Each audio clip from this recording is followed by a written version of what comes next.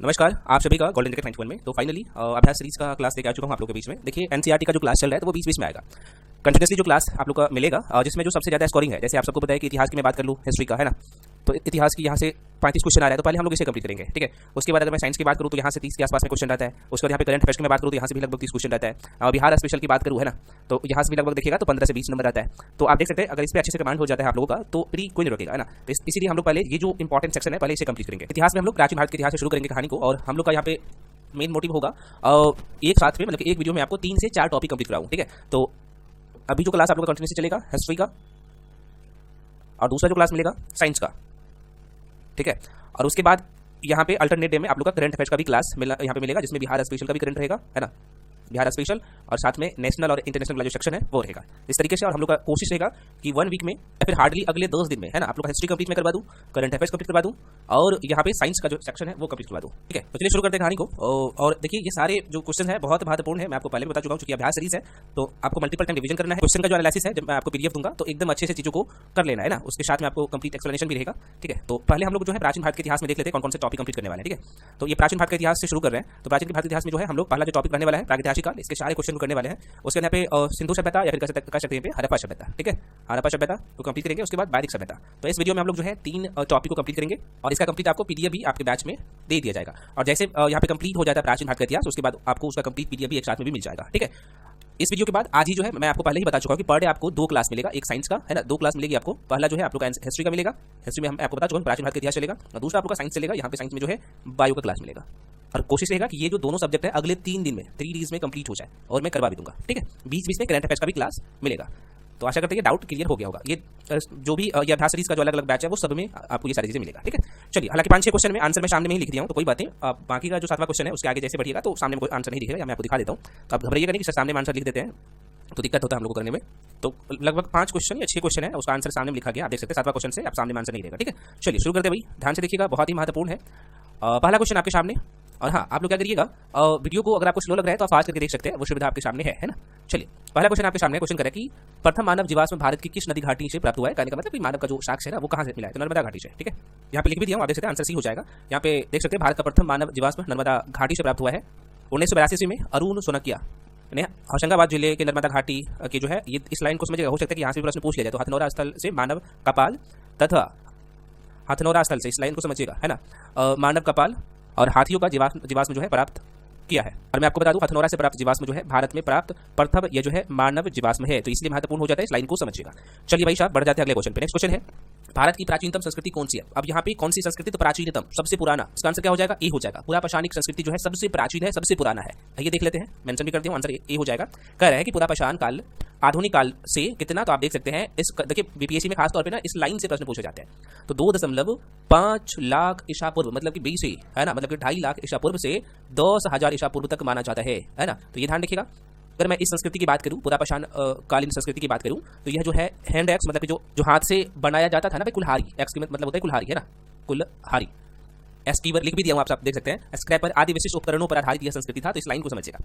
मध्यपाषाण काल में पशुपालन के प्राचीनतम साक्ष्य मिले हैं, तो प्रश्न पूछे जाते हैं पशुपालन का साक्ष्य जो है कब मिला है, तो ध्यान रखिएगा मध्यपाषाण काल में। यहीं से क्वेश्चन और पूछे जा सकते हैं ना कि मेहरगढ़ में जो है कृषि का साक्ष्य मिला है वो कब मिला है, तो वो भी आप देख सकते हैं नवपाषाण युग में मेहरगढ़ में कृषि के जो है साक्ष्य मिले हैं। मेहरगढ़ कहाँ पे है, तो मैं आपको थ्योरी क्लास जो पढ़ाया हूँ, जो लोग थ्योरी क्लास में उनको पता होगा, है ना, अभी पाकिस्तान में है ना, यहीं से जो है यहाँ से कृषि का प्राचीनतम साक्ष्य मिले हैं।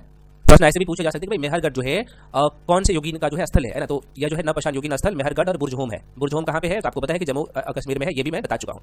आगे देख लेते हैं भाई इसी में कि भारत की प्राचीनतम संस्कृति कौन सी है, तो पुरा पाषाणिक संस्कृति का माना जाता है, तो ध्यान रखिएगा। चलिए बढ़ जाते हैं अगले क्वेश्चन पे। नेक्स्ट क्वेश्चन आपके सामने है, भारत में विश्व विख्यात शैल चित्रकला, बहुत ही महत्वपूर्ण है, वेरी वेरी इंपॉर्टेंट है, ये कार्य कहाँ स्थित है, ठीक है। तो ये भीमबेटका का नाम आपने जरूर सुना होगा, तो आपसे पूछे जा सकते हैं कि भाई भीमबेटका किस राज्य में है ना, तो मध्य प्रदेश में है भीमबेटका, ये भी पूछे जा सकते हैं डायरेक्टली। तो मैं आपको बता दूं आंसर तो वैसे इसका सी हो जाएगा, कह रहा है कि भारत में विश्व विख्यात शैल चित्र स्थल भीमबेटका में स्थित है। और यहाँ पे मैं बता दूं भारत के मध्य प्रदेश के कौन से जिले में, तो रायसेन जिले में स्थित एक पुरा पाषाणिक आवासीय स्थल है भीमबेटका। तो ये भी पूछे जा सकते हैं भाई भीमबेटका क्या है, तो आप यहाँ पे ध्यान रखेंगे भीमबेटका जो है एक पुरा पाषाणिक आवासीय स्थल है, और ये कहाँ पे है, तो मध्य प्रदेश के रायसेन जिला में स्थित है, इसलिए महत्वपूर्ण हो जाता है, माइंड में रखेंगे आप, ठीक है। अगर मैं आपको बताऊं तो यहाँ से एक पॉइंट और ध्यान रखिएगा, क्योंकि यह जो है आदि मानव द्वारा बनाए गए है ना। ये गए को थोड़ा सा देख लीजिएगा। साइल चित्रों और साइल सराइयों के लिए प्रसिद्ध है, वेरी वेरी इंपॉर्टेंट है, माइंड में रखिएगा। और ये जो चित्र है भारतीय उपमहाद्वीप में मानव जीवास या मानव जीवन की जो है प्राचीनतम चिन्ह है, प्राचीनतम चिन्ह है। कौन सा? तो यहाँ पे साइल चित्र, मैं बात कर रहा हूँ साइल चित्र के बारे में, साइल चित्रकला है ना, चित्रकला है ना, चित्रकला। तो ध्यान में रखेंगे। कुछ चीजें और देख लीजिए। तो भारतीय पुरातत्व सर्वेक्षण भोपाल मंडल ने जो है अगस्त 1990 में राष्ट्रीय महत्व का स्थल घोषित किया है किसे? तो भीमबेटका को। भीमबेटका साइल चित्रकला है। और इसके बाद अगर मैं बात कर लूं भीमबेटका के बारे में तो जुलाई 2003 में इसे जो है यूनेस्को ने इसे विश्व धरोहर स्थल में घोषित किया। और इस स्थल की खोज जो है कब किया गया था? तो ये भी प्रश्न पूछे जा सकते हैं। तो 1957 से 1958 के बीच में किसके द्वारा? तो BS वाकनकर के द्वारा इसका खोज किया गया था। तो आशा करते हैं इतने पॉइंट कंप्लीट करने के बाद यहाँ से क्वेश्चन आप मिस आज के बाद नहीं करेंगे और क्वेश्चन आता भी है। ठीक है, चलिए अगला क्वेश्चन है। प्रश्न कर रहा है कि प्रथम मनके के निर्माण, मनके बनाने के जो प्रमाण है या फिर कह सकते हैं कि मनके के निर्माण का प्रमाण किस स्थल से प्राप्त हुआ है? बहुत महत्वपूर्ण क्वेश्चन है और ये भी प्रश्न इंपॉर्टेंट है। तो यहाँ पे पाटने, ये बिहार वाला पाटने नहीं है, ये जो पाटने है ये राजस्थान में है। वेरी कई बार डायरेक्टली प्रश्न पूछे गए थे, मैं अभी देख रहा था अच्छे लेवल का पेपर PYQ, तो वहाँ पे लिखा हुआ था कि पाटने किस राज्य में स्थित है ना। तो अगर पूछा जाए तो भाई ये पटना नहीं सोच के टिक कर दिएगा बिहार में, नहीं ये राजस्थान में है। ठीक है, आइए देख लेते हैं। तो आंसर क्या होगा भाई इसका? तो राइट आंसर ये हो जाएगा, यहाँ पे देख सकते हैं ये पाटने राजस्थान में नहीं, माफी चाहता हूँ, ये तो महाराष्ट्र में है, महाराष्ट्र में है, सॉरी महाराष्ट्र में है, मैंने रखिएगा, मैंने सुधर गया था। हाँ, यहाँ पे लिख भी दूँ महाराष्ट्र के पाटने या फिर पाटने, पाटने और मेहताखेरी राजस्थान के चंदेशाल मध्य प्रदेश के रामनगर आदि से प्राप्त जो है, आपको मैं बता दूं शुतुरमुर्ग के अंडे पर की गई चित्रकारी इनकी पुष्टि होती है। तो शुतुरमुर्ग के अंडे पर जो है पर की गई चित्रकारी सर्वप्रथम कब? तो ये 1960 ईस्वी में यूपी के बांदा जिले में मिली। परंतु प्राचीनतम मानव निर्मित चित्रकला ये जो है ध्यान रखिएगा, यहाँ पे ये पाटने है जो कि महाराष्ट्र में है, अभी मैं बताया हूँ ना महाराष्ट्र में है, वहाँ से प्राप्त हुआ है। और इसका केंद्र पाटने एवं भीमबेटका दोनों था, ध्यान रखिएगा। परंतु सर्वप्रथम जो है मन के निर्माण का जो प्रमाण मिला है ये पाटने से, मैं फिर से कह रहा हूँ ये पाटने जो कि महाराष्ट्र में है। ठीक है, तो ये ध्यान रखिएगा सारे पॉइंट्स को। चलिए आगे बढ़ जाते हैं। अगला क्वेश्चन आपके सामने कह रहा है कि चिरांद, जो कि ये बिहार में है तो इसलिए वेरी वेरी इंपॉर्टेंट है, बीपीएससी में ये क्वेश्चन कई बार रिपीट हुआ है। तो चिरांद पुरास्थल किस प्राचीनतम संस्कृति के अवशेष मिले हैं? कह रहा है कि चिरांद जो स्थल है बिहार के जो सारण जिला में स्थित है। ठीक है, तो अभी प्रेजेंट टाइम में सारण जिला में है, सारण डिस्ट्रिक्ट में है। और तो कह रहा है कि ये किस प्राचीनतम संस्कृति के अवशेष है ये पूछ रहा है। तो आंसर क्या होगा? नवपाषाणिक संस्कृति का अवशेष वहां से मिला है। आइए देख लेते हैं, आंसर ये हो जाएगा। कह रहा है कि बिहार के सारण में चिराद ग्राम, ये जो है चिराद ग्राम नामक एक छोटी बस्ती के निकट जो है नवपाषाणिक अवशेष यहीं से प्राप्त हुआ है। अगर मैं बताऊं तो यहाँ पे ध्यान रखिएगा 1962 से 1963 में प्रोफेसर BK सिन्हा द्वारा इस स्थल का जो है उत्खनन करवाया गया।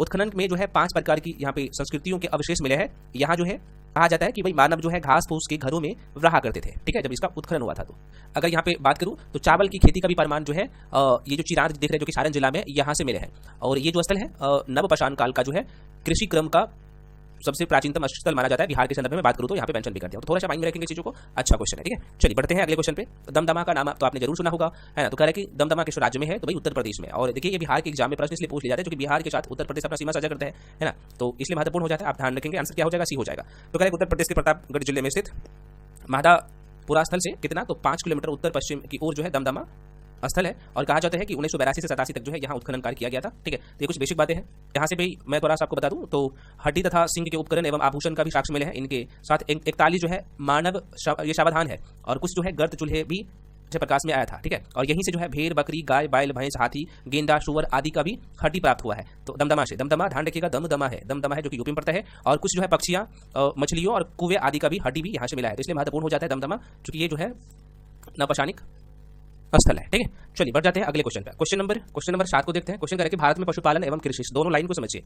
भारत में पशुपालन एवं कृषि के प्राचीनतम साक्ष्य प्राप्त हुए हैं कहां से? है ना, पशुपालन का भी और कृषि का भी कह रहा है कि हम लोग अभी प्रागैतिहासिक काल का जो चैप्टर है उसको कंप्लीट कर रहा है। तो आंसर क्या हो जाएगा भाई? मेहरगढ़। मेहरगढ़ आपको बताइए भाई कहाँ पे पड़ता है, मैं बता चुका हूँ पहले भी, है ना। तो आपने पाकिस्तान वाला जो एरिया देखा होगा, यहाँ पे मेहरगढ़ जो है ये साक्ष्य मिला है। पशुपालन और कृषि का सबसे प्राचीनतम साक्ष्य मेहरगढ़ से मिला है, ये देख लेते हैं। तो मेंशन भी कर दिया, आप देख सकते हैं कि भारत में पशुपालन एवं कृषि के प्राचीनतम साक्ष्य मेहरगढ़ से प्राप्त हुआ। प्रेजेंट टाइम में जो है मेहरगढ़ पाकिस्तान में, उस समय जैसे बात है पाकिस्तान में भारत एक ही हुआ करता था। वर्तमान में मेहरगढ़ जो है बलूचिस्तान में बोलन नदी के किनारे स्थित है और यह एक जो है नवपाषाणिक स्थल है मेहरगढ़, मैं आपको जो कि बता चुका हूँ। और यहाँ से जो है 7000 ईसा पूर्व पशुपालन और खेती का साक्ष्य यहीं से प्राप्त हुआ है। इस स्थल पर जो है गेहूं, ध्यान रखिएगा, जौ तथा खजूर की खेती भी होती थी। अब यहाँ पे देख सकते हैं क्योंकि बीपीएससी ये क्वेश्चन पूछा नहीं गया बीपीएससी में, तो हो सकता है कि ये पूछ लिया जाए कि खजूर की खेती नवपाषाणिक स्थल जो है कौन सा है खजूर की खेती का, है ना। और यहाँ से जो है भेड़, बकरियां, मवेशी पाले जाते थे इस क्षेत्र में मेहरगढ़ में। कालांतर में यहाँ जो है हड़प्पा के जो है शहरीकरण की पूर्ववर्ती काल में मेहरगढ़ के निवासियों ने एक जो है उपनगर बसाया था, तो ऐसा कहा जाता है। तो ये ध्यान रखेंगे। आगे बढ़ जाता है। अगला क्वेश्चन है निम्नलिखित में से किसको कैलकोलिथ, इतना इंपॉर्टेंट क्वेश्चन है कि मैं पूछे कह रहा है कि कैलकोलिथ किसे कहा जाता है, कौन से युग का? तो आपके ऑप्शन में आप देख सकते हैं। तो कैलको नाम से ही पता चला है कैलकोलिथ, तो इसे जो है कॉपर एज को जो है जिसे आप हिंदी में कहेंगे भाई ताम्रपाषाण युग को हम लोग कैलकोलिथ के नाम से भी जानते हैं। आइए देख लेते हैं। तो जिस काल में मानव ने पत्थर और तांबे, इस दोनों लाइन को समझिए, पत्थर और तांबे के औजार का साथ साथ प्रयोग किया उस काल को ताम्रपाषाणिक काल कहते हैं, और ताम्रपाषाणिक काल को ही हम लोग क्या कहते हैं भैया, कैल्कोलिथ के नाम से भी जानते हैं। ठीक है, ध्यान रखेंगे। सर्वप्रथम जो धातु औजार के रूप में प्रयुक्त हुई थी वो तांबा था। वेरी वेरी इंपॉर्टेंट पॉइंट है, इस लाइन को समझिए। भारत में ताम्रपाषाण अवस्था के मुख्य क्षेत्र जो है ये दक्षिण पूर्वी राजस्थान, मध्य प्रदेश के पश्चिमी भाग, और मैं आपको पहले भी बता चुका हूं कि महाराष्ट्र का जो है दक्षिण पूर्वी, महाराष्ट्र का पश्चिमी हिस्सा और दक्षिण पूर्वी भारत में भी ये क्षेत्र था। तो ध्यान रखिएगा। सर्वप्रथम चित्रित मृतभंडों के अवशेष जो है ताम्रपाषाणिक काल में, इस लाइन को समझिएगा, ही मिलते हैं, और इसी काल में लोगों ने सर्वप्रथम भारतीय प्रायद्वीप में जो है बड़े बड़े गांवों की स्थापना की थी। ठीक है, चलिए बढ़ जाते हैं अगले क्वेश्चन पे। नेक्स्ट क्वेश्चन आपके सामने कह रहा है क्वेश्चन कि भाई रॉबर्ट ब्रूस रूट थे, कौन थे ये? तो रॉबर्ट ब्रूस रूट के बारे में बात करूं तो ये जो भूगर्भ वैज्ञानिक और पुरातत्वविद जो है दोनों थे, है ना। तो आंसर क्या होगा, ए एंड बी दोनों सही हो जाएगा। ठीक है, आइए देख लेते हैं। आप देख सकते हैं भाई रॉबर्ट ब्रूस रूट जो है भूगर्भ वैज्ञानिक और पुरातत्व दोनों थे। जूलॉजिकल सर्वे से संबंध रॉबर्ट ब्रूस रूट ने कब, तो ये तिथि भी कई बार पूछ लेते हैं, तो 1863 ईस्वी में भारत में पाषाणकालीन बस्तियों का जो है अन्वेषण की शुरुआत की, इसलिए ये क्वेश्चन इंपॉर्टेंट हो जाता है, माइंड में रखिएगा। आगे बढ़ जाते हैं। अगला क्वेश्चन है कोपेनहेगन संग्रहालय की सामग्री से पाषाण कांस्य और लोह युग का त्रियुग विभाजन किया था, किसने किया था ये पूछ रहा है। तो आंसर हो जाएगा थॉमसन ने। आइए देख लेते हैं। अगर मैं थॉमसन के बारे में बात करूं तो इससे पहले आप यहाँ पे कुछ चीजें और देख लीजिए। यहाँ पे साफ-साफ लिखा हुआ कि डेनमार्क के कोपेनहेगन संग्रहालय, प्रश्न पूछे जाते हैं ये कोपेनहेगन संग्रहालय कहाँ पे है, तो डेनमार्क में, ये भी ध्यान रखिएगा। 1818 से लेकर 1820 में एक जो है आयोग की रिपोर्ट के अनुसार कहा जाता है कि प्रमाण के आधार पर जो है पाषाण कांस्य और लोह युग का जो है त्रियुग विभाजन थॉमसन ने किया था। ठीक है, और थॉमसन जो है 1836 ईस्वी में इसी का वर्गीकरण के अनुसार संग्रहालय वस्तु की जो है विवरण प्रकाशित में आया था और ये किया था। ठीक है, चलो भाई आगे बढ़ते। अगला क्वेश्चन है उत्खनित परमाणु के अनुसार पशुपालन का प्रारंभ हुआ था, पशुपालन का प्रारंभ जो है कब से हुआ है ये पूछ रहा है। तो आपको ध्यान रखना भाई ये मध्यपाषाण काल से पशुपालन का जो है यहाँ पे साक्ष्य मिला है। अब यहाँ पे देख लीजिएगा मध्यपाषाण काल के अंतिम चरण से पशुपालन का साक्ष्य, बहुत ही महत्वपूर्ण क्वेश्चन है, हुआ था। और ऐसे पशुपालन के साक्ष्य भारत की जो है आदमगढ़ जो कि मध्य प्रदेश में है ना, होशंगाबाद जिला में, और बागोर जो आप नाम सुने होंगे राजस्थान में है, यहीं से ये प्रमाण मिले हैं। अगला क्वेश्चन है एक ही कब्र में 3 मानव, ये सारे क्वेश्चन प्रागैतिहासिक काल जो चैप्टर है, पहला चैप्टर अभी हम लोग कंप्लीट कर रहे हैं, तो बहुत ही महत्वपूर्ण है। ठीक है, तो कह रहा है कि एक ही कब्र से 3 मानव कंकाल जो मिले हैं, ये साक्ष्य कौन से जगह से मिला है। ध्यान रखिएगा, महदा से भी मिला है और एक जो आप देखेंगे सराय नहर राय से मिले हैं, तो ये दोनों आंसर हो जाएगा। ठीक है, ए और सी आंसर हो जाएगा। ठीक है, आइए देख लेते हैं इसके बारे में। आप देख सकते हैं मध्यपाषाणकालीन अस्त्र महदा है, ये उत्तर प्रदेश में भी आपने देखा है, यहाँ से बड़ी मात्रा में हड्डी और सिंग से निर्मित उपकरण प्राप्त हुए हैं। बात करूँ अगर जी.सी. शर्मा महदा में जो है 3 क्षेत्र, यहाँ पे देख सकते 3 क्षेत्र एवं कब्रिस्तान निवास में बांटा। बूचरखाना यहाँ पे देख सकते बूचरखान संकुल क्षेत्र से ही हड्डी और सिंग निर्मित उपकरण एवं आभूषण के बड़े पैमाने पाए गए हैं, और सराय नहर राई से भी अल्प मात्रा में हड्डी का उपकरण भी मिला है। ठीक है, चलिए बढ़ जाते हैं नेक्स्ट क्वेश्चन की तरफ। अगला क्वेश्चन आपके सामने क्वेश्चन करें निम्नलिखित में से किन स्थानों से जो है मध्यपाषाण काल में पशुपालन के प्रमाण मिले हैं, मध्यपाषाण काल में, है ना, कौन सी जगह पे ये पूछ रहा है। तो इसका आंसर हो जाएगा ये बागोर है भाई, बागोर से मिले हैं ये साग। पूछा जाए बागोर किस राज्य में है, तो ये राजस्थान में। ठीक है, राज्य स्थान में ध्यान रखिएगा। चलिए आगे बढ़ जाते हैं। अगला क्वेश्चन है भारतीय उपमहाद्वीप में जो है कृषि का प्राचीनतम साक्ष्य कहाँ से मिला है। ये जो लाहौरा द्वीप से मिला है, ये जो कि यूपी में है इसलिए महत्वपूर्ण हो जाता है। देख लेते हैं, आंसर भी हो जाएगा कि नवीनतम खोजों के आधार पर जो है भारतीय उपमहाद्वीप के प्राचीनतम कृषि का जो साक्ष्य है ये उत्तर प्रदेश के संत कबीरनगर जिले में स्थित ये लाहौरा द्वीप है, वहां से मिला है। यहाँ से कहा जा रहा है कि 9000 ईसा पूर्व से 7000 ईसा पूर्व के बीच में जो है ये चावल का साक्ष्य मिला है। ठीक है, इसका खोज नहीं हुआ था इस स्थल का, तो उससे पहले जो है मेहरगढ़ को माना जाता था, जो कि पाकिस्तान के बलूचिस्तान प्रांत में है। यहाँ पे वही चीज मैं मेंशन भी कर दिया हूं, आप देख सकते हैं। ठीक है, बढ़ते हैं अगले क्वेश्चन पे। नेक्स्ट क्वेश्चन है निम्नलिखित में से किन स्थानों से मध्यपाषाण काल में पशुपालन के प्रमाण मिला है। तो भाई पशुपालन का प्रमाण कहाँ, तो ये तो ये क्वेश्चन रिपीट हो गया, कोई बात नहीं, दोबारा रिपीट हो गया। ये बागोर में आपको बता चुका हूं कि राजस्थान में है। मध्यपाषाण काल में जो पशुपालन का साक्ष्य मिला है ये बागोर से मिला है। अगला क्वेश्चन है, मैं दोबारा कर रहा हूं, आप लोग थ्योरी वाला क्लास को जरूर देखिएगा, बहुत डिटेल में चीजों को मैं पढ़ाया हूं। उसके बाद यहाँ पे एमसीक्यू को जो मैं करवा रहा हूँ अभ्यास सीरीज में उसको करिएगा। ठीक है, अब यहाँ पे करें भीमबेटका किसके लिए परिचित है। आपको पता है कि भीमबेटका एमपी में है, मध्य प्रदेश में। फिर सबसे पहले क्वेश्चन में करवाया था कि ये साइल चित्रों के लिए, गुफा और साइल चित्रों के लिए, तो ये राइट आंसर। देखिए थोड़ा सा सोल्यूशन भी देख लीजिए, मेंशन भी कर दिया। मध्य प्रदेश के रायसेन जिले में स्थित भीमबेटका प्रागैतिहासिक साइल चित्रकला बहुत इंपॉर्टेंट है का जो है ये सर्वश्रेष्ठ उदाहरण है, और इन गुफाओं में जीवन के विविध रंगों को पेंटिंग के रूप में उकेरा गया है, मतलब कि दिखाया गया है, जिसमें हाथी, सांभर, हिरन आदि के चित्र है। अब तक जो है लगभग कहा जाता है, आप देख सकते हैं 7000 शरणार्थियों की पहचान की जा चुकी है, जिसमें 133 चित्र पाए गए हैं, तो इसलिए महत्वपूर्ण है, ध्यान रखिएगा। अगला क्वेश्चन है निम्नलिखित में से किस स्थल से मानव कंकाल के साथ कुत्ते का कंकाल का यहाँ पे शवधान प्राप्त हुए हैं। मानव के साथ कुत्ते को भी दफनाया जाता था, कहाँ से मिला है, जरूर आपने सुना होगा, वेरी वेरी इंपॉर्टेंट क्वेश्चन है और ये रिपीट होता है। आपने नाम जरूर सुना होगा बुर्ज होम का, क्योंकि ये जम्मू कश्मीर में है। ये तो ये बुर्ज होम अच्छा कहाँ पे है, तो मैं आपको अभी कुछ देर पहले बताया कि जम्मू एंड कश्मीर में है ना, किसके प्रसिद्ध है जैसा देख लीजिएगा। तो देखिए जम्मू एंड कश्मीर में जो है श्रीनगर के निकट उत्तर पश्चिम में स्थित बुर्ज होम से जो है नवपाषाणिक अवस्था में मानव कंकाल के साथ कुत्ते का कंकाल भी शवधान से प्राप्त हुए हैं। ठीक है, बहुत इंपॉर्टेंट है।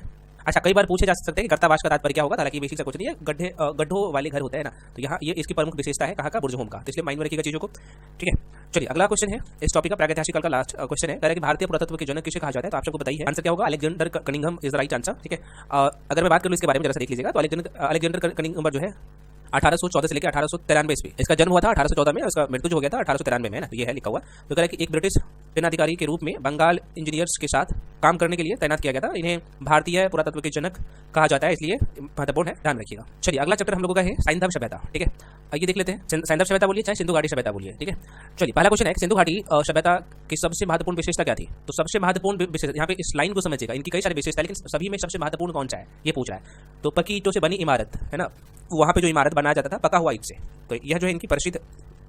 यहाँ पे आप देख सकते हैं सिंधु घाटी सभ्यता भारतीय संस्कृति की ऐतिहासिक विरासत का प्रारंभिक बिंदु है और इस सभ्यता को प्रथम नगरीय क्रांति भी कहा जाता है, क्योंकि भारत में पहली बार नगरों का जो उदय होता है इसी सभ्यता से, मतलब सिंधु घाटी सभ्यता बोलिए चाहे हड़प्पा सभ्यता बोलिए। सिंधु घाटी सभ्यता के नगर जाल की तरह जो है व्यवस्थित होते थे, है ना, ग्रिड पद्धति आप जिसे कहते हैं। सड़के की बात करें तो एक दूसरे को प्रायः समकोण पर जो है काटती थी। सामान्यतः भवन का निर्माण पकी हुई ईंट, भवन के निर्माण में जो है पकी हुई ईंट का प्रयोग किया जाता था। और कहा जाता है कि सिंधु घाटी सभ्यता के किसी भी पुरास्थल से मंदिर का साक्ष्य नहीं मिला है, ये प्रश्न पूछे जाते हैं ना, किंतु यहाँ से सूर्य पूजा, अग्नि पूजा, मातृ देवी की उपासना का साक्ष्य वहाँ से प्राप्त हुए हैं। सिंधु सभ्यता से जो है प्राप्त मोहरे, मनके और मृतभांड व लघु कलाएं उनके सौंदर्य को जो है, मतलब उनके सौंदर्य बोध को इंगित करता है। ठीक है, सारे क्वेश्चन महत्वपूर्ण है। आगे बढ़ जाते हैं, अगला क्वेश्चन आपके सामने। हड़प्पा निम्नलिखित में से किस स्थल से संबंध, क्वेश्चन करेंगे निम्नलिखित में से किस सभ्यता से हड़प्पा जो है निम्नलिखित में से किस सभ्यता से संबंध है। तो जाहिर सी बात है भाई, हड़प्पा सभ्यता को हम लोग सिंधु सभ्यता के नाम से भी जानते हैं। अगर पूछा जाता है कौन से सभ्यता का समकालीन था, तब आंसर हो जाता है कि भाई मेसोपोटामिया की सभ्यता से। तो लाइन को समझिएगा, क्वेश्चन पूछना क्या चाहता है एग्जामिनर आपसे, इसलिए ये आसान सा क्वेश्चन है लेकिन मैं जानबूझ के लिया हूँ। ठीक है, तो इसे ध्यान रखेंगे। थोड़ा सा देख लेते हैं, इसका भी एक्सप्लेनेशन देख लीजिए। देखिए हड़प्पा नामक स्थल सिंधु घाटी सभ्यता से संबंधित है। क्यों संबंधित है? क्योंकि जितने भी स्थल है, मैक्सिमम स्थल अगर मैं बात करूं तो जब हड़प्पा का खोज हुआ था तो मैक्सिमम जो स्थल था वो कहीं ना कहीं सिंधु नदी के आसपास का क्षेत्र था, इसलिए इसका नाम जो है सिंधु घाटी सभ्यता रखा गया है। और इसके बारे में डिटेल में बहुत अच्छे से मैं एक्सप्लेनेशन के साथ थ्योरी में क्लास में पढ़ाया हूं। ठीक है, पर इस सभ्यता का जो है प्रथम पुरातात्विक प्रमाण जो है हड़प्पा से प्राप्त होने के कारण ये जो है सैंधव सभ्यता को हड़प्पा सभ्यता के नाम से भी जाना जाता है। ठीक है, ये बेसिक बातें हैं। खैर अगले क्वेश्चन में बढ़ते हैं। नेक्स्ट क्वेश्चन कह रहा है कि सिंधु घाटी सभ्यता वैदिक सभ्यता से अलग थी, मतलब कि भिन्न थी, दोनों में क्या अंतर था। यहाँ पे जो है ना सिंधु घाटी, इस लाइन को एक बार दोबारा मैं पढ़ के बताता हूँ। कह रहा है कि सिंधु घाटी या सिंधु घाटी सभ्यता वैदिक सभ्यता से अलग क्यों था, है ना, भिन्न क्यों थी। कह रहा है सिंधु सभ्यता के पास जो है हड़प्पा सभ्यता के पास जो है विकसित शहरी जीवन की सुविधा थी, जो कि वैदिक सभ्यता में नहीं था, क्योंकि वैदिक सभ्यता जो है यह एक ग्रामीण सभ्यता थी। ठीक है, तो यहाँ से दोनों अलग है। इसके पास जो है हड़प्पा सभ्यता की मैं बात करूँ तो यहाँ पे चित्रलेखीय लिपि थी, और इसे ही हम लोग कहते हैं ना भाव चित्रात्मक लिपि। और ये लिपि हालांकि हम लोग पढ़ नहीं पाए हैं। ठीक है, तो ये इसलिए, और वैदिक सभ्यता की लिपि हम लोग पढ़ पाए हैं। ठीक है, तो यहाँ पे कह रहे हैं किसके पास चित्रलेखी है, मतलब कि फिगर टाइप का लिपि था, तो इसलिए भिन्न था। कह रहे हैं किसके पास लोहे और रथ शस्त्रों का ज्ञान का अभाव था। बिल्कुल हड़प्पा सभ्यता में लोहे का साक्ष्य तो मिला ही नहीं, क्योंकि वैदिक काल से मिलना शुरू हो जाता है। क्योंकि यहाँ से ये भी पता चलता है कि हड़प्पा सभ्यता में जो है कहीं पे यहाँ पे विवाद का नहीं था, है ना। और मैं आपको थोड़ी क्लास में पढ़ा भी था कि हड़प्पा सभ्यता का जो मैक्सिमम चीज जो था वो वणिक वर्ग के हाथों में था, है ना। तो ये इसके लिए भी था, तो आंसर क्या होगा, डी हो जाएगा। चलिए बढ़ते हैं अगले क्वेश्चन पे। हालांकि इसका एक्सप्लेनेशन भी आपको दी जाएगा, पीडीएफ दूंगा, तो एक बार रिवीजन सरसरी निगाहों से जरूर कर लीजिएगा। और यहाँ पे मैं वही क्वेश्चन लिया हूँ जो एग्जाम में पूछे जा सकते हैं। ठीक है, और इसलिए उसका एक्सप्लेनेशन जरूर देखिएगा। अगला क्वेश्चन है कि हड़प्पा संस्कृति की जानकारी का प्रमुख स्रोत क्या था। हड़प्पा सभ्यता के बारे में जो जानकारी मिला है ये खुदाई से मिला है, पुरातत्व खुदाई से, पुरातत्वविद खुदाई से, है ना। तो आंसर क्या होगा, सीधा राइट आंसर, माइंड में रखिएगा। अच्छा क्वेश्चन है भाई, तो आंसर यहाँ पे देख सकते हैं, यहाँ से अलग अलग अवशेष मिले हैं। चलिए आगे बढ़ जाते हैं। नेक्स्ट क्वेश्चन है आपके सामने, भारत में चांदी की उपलब्धता जो है, चांदी की उपलब्धता के प्राचीनतम साक्ष्य जो है मिलता है, ये कहाँ से मिलता है ये पूछ रहा है। तो ये भी कहाँ से, हड़प्पा संस्कृति से मिलता है। देखिए हड़प्पा वासियों को जो है चांदी की जानकारी थी। मोहनजोदड़ो और हड़प्पा के निवासियों के मध्य इसके विविध प्रयोग के साक्ष्य मिलते हैं, और ये लोग जो है राजस्थान की जाबर और अजमेर खानों से चांदी प्राप्त करते थे। तो ये भी पूछे जा सकते हैं कि हड़प्पा सभ्यता में जो लोग रहते थे, हड़प्पा के जो लोग रहते थे, है ना, लोग जो थे, तो ये चांदी का कहाँ से प्राप्त करते थे। तो ये थोड़ा सा ध्यान रखेंगे, राजस्थान के जाबर और अजमेर के खानों से प्राप्त करते थे। बहुत इंपॉर्टेंट है, माइंड में रखिएगा, जो क्वेश्चन पूछे जा सकते हैं। ठीक है, अगला क्वेश्चन है हड़प्पा में जो है मिट्टी के बर्तनों का सामान्यतः किस, हड़प्पा में जो है मिट्टी के बर्तनों पर जो है सामान्यतः किस रंग का उपयोग किया जाता था।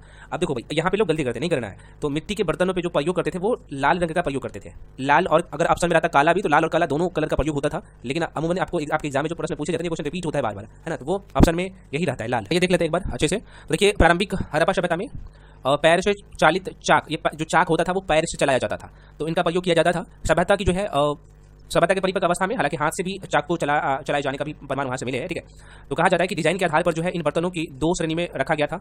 एक तो बिना डिजाइन का बर्तन हुआ करते थे, और दूसरे जो है चित्रित मृतभांड का भी प्रमाण मिला है, चित्रित मृतभांड का ना, बर्तन पे डिजाइन बनाए जाते थे। ठीक है, तो कह रहा है, तो यहाँ पे आप देखते हैं मृतभांडों को जो है बनाने वाले मिट्टी में रेत का मिश्रण किया जाता था, जिनको पकाने पर यह जो है हल्के भूरे रंग का रूप ग्रहण कर लेता था। जाहिर सी बात है, अभी भी आप देखेंगे कुम्हार जो आप करते हैं ना चीजों को, आपको कहीं ना कहीं देखने को मिला ही है। और इन मृतभांडों के ऊपरी हिस्से में जो है लाल रंग की पुताई, मतलब कि लाल रंग से रंगा जाता था, और निचले हिस्से को जो है यहाँ पे काले रंग से अलग अलग प्रकार के यहाँ पे चित्रकारी उसमें होता था। तो ये दोनों बहुत ही महत्वपूर्ण था, माइंड में रखिएगा, प्रश्न पूछे जा सकते हैं। आगे बढ़ जाते हैं अगले क्वेश्चन पे। अगला क्वेश्चन है कि मूर्ति पूजा का आरंभ जो है कब से माना जाता है। बहुत अच्छा क्वेश्चन है ना। जो कि हड़प्पा सभ्यता में जो है मूर्ति पूजा का साक्ष्य नहीं मिला है, सॉरी मंदिर का साक्ष्य नहीं मिला है, ठीक है, सॉरी माफी चाहता हूं, मंदिर का साक्ष्य नहीं मिला है। तो ये प्रश्न पूछे जाते हैं, देख सकते हैं क्वेश्चन में पूछा जाएगा कि मूर्ति पूजा का प्रारंभ जो है कब से माना जाता है, तो पूर्व आर्य से, जब आर्यन नहीं आए थे ना, जब आर्य लोग भारत नहीं आए थे तब से ही माना जाता है, पूर्व आर्यन, बहुत ध्यान में रखिएगा। आइए देख लेते हैं, तो कह रहे हैं यहाँ पे मूर्ति पूजा का प्रारंभ जो है पूर्व आर्य काल से माना जाता है और सैंधव सभ्यता में जो है मूर्ति पूजा प्रचलित थी। इसके उदाहरण जो है अनेक सैंधव पुरास्थल से प्राप्त हुए हैं, है ना, जिसमें मातृ देवी का पूजा आपने देखा होगा, महल पर प्राप्त ये चित्र मिला है। हाँ, लेकिन मंदिर का साक्ष्य नहीं मिला है, मूर्ति पूजा का साक्ष्य तो मिला है लेकिन मंदिर का साक्ष्य नहीं मिला, यहीं पे कंफ्यूज हो जाता है, ठीक है, गलती मत करिएगा क्वेश्चन को। बढ़ जाते हैं अगले क्वेश्चन पे। नेक्स्ट क्वेश्चन आपके सामने, कि निम्नलिखित पशुओं में से किस एक का जो है हड़प्पा संस्कृति पाई मोहरों और टेराकोटा कलाकृतियों में निरूपण नहीं हुआ है। बहुत इंपॉर्टेंट है और यही क्वेश्चन तो भाई आप देखेंगे तो 69 बीपीएससी में पूछा गया था, है ना। हालांकि यहाँ पे ऑप्शन में एक ये भी दे दिया गया था, इनमें से कोई नहीं, ठीक है। बहुत अच्छा क्वेश्चन है, इसे माइंड में रखिएगा। इसी तरह का क्वेश्चन ना गलती हो जाता है एग्जाम हॉल में, ठीक है, आसान क्वेश्चन है। तो कह रहा है कि भाई इनमें से, अच्छा मैं थोड़ा सा रिपीट कर रहा हूँ, कह रहा है कि इनमें से कौन सा पशु का जो है साक्ष्य नहीं मिला है, सीधे तौर पर आप ये माइंड में रखेंगे, ठीक है। तो आंसर यहाँ पे ये हो जाएगा, गाय का साक्ष्य नहीं मिला है, बाकी हाथी, गेंडा, बाघ का साक्ष्य मिला है, ठीक है। अब यहाँ पे थोड़ा सा देख लीजिएगा, अच्छा क्वेश्चन है। कह रहे हैं यहाँ पे आप देखेंगे तो कह रहे हैं हड़प्पा संस्कृति की मोहरे एवं टेराकोटा क्या होता है, जो मिट्टी के बर्तन हुआ करते थे, वो छोटे छोटे बर्तन आग में पका दिया जाता था ना भाई, उसी को कहा जाता है टेराकोटा, है ना। तो कह रहा है कि मोहरे और एवं टेराकोटा कलाकृतियों में जो है गाय का चित्रण नहीं किया गया है ना। उसी से पता चलता है कि भाई वहाँ पे से हड़प्पा सभ्यता से जो है गाय, मतलब वहाँ से गाय का साक्ष्य नहीं मिला है ना, कोई अवशेष नहीं मिला, तो जैसे बात है, ठीक है। और वहाँ पे हाथी, गेंडा, बाघ, हिरन, भेड़ा का जो है उसी टेराकोटा पे अंकन किया गया है, उसका चित्र है। तो इसलिए महत्वपूर्ण हो जाता है। गाय का महत्व जो है वैदिक काल में एकदम बहुत होता है, जो कि अभी हम लोग आगे पढ़ेंगे इसी वीडियो में, तो ध्यान में रखिएगा। अगला क्वेश्चन है, सूची 1 को सूची 2 से सम्मिलित करना है। आप देखेंगे तो सूची 1 में प्राचीन स्थल है और सूची 2 में पुरातत्वीय खोज, मतलब कौन किसने जो है यहाँ पे उस स्थल का खोज किया गया था, किस जगह पे, कि है ना। देखिए सूची 1 में प्राचीन स्थल का नाम है, जैसे लोथल है, कालीबंगा है, धौलावीरा है, वेरी वेरी इंपॉर्टेंट प्रश्न पूछे जाते हैं। सूची 2 में जो है आप देख सकते हैं ये पुरातत्वीय खोज है, मतलब कि वहां से क्या प्रमाण मिला है उस जगह से, ये पूछा जा रहा है। अगर मैं लोथल की बात करूं तो लोथल कहाँ पे है, तो ये डायरेक्टली प्रश्न पूछे जाए तो पहले ध्यान रखिएगा, लोथल तो गुजरात में है ना। कालीबंगा आपको मैं बता दूं राजस्थान में है, ठीक है, और धौलावीरा यह भी गुजरात में है, ठीक है। ये हड़प्पा कालीन स्थल है।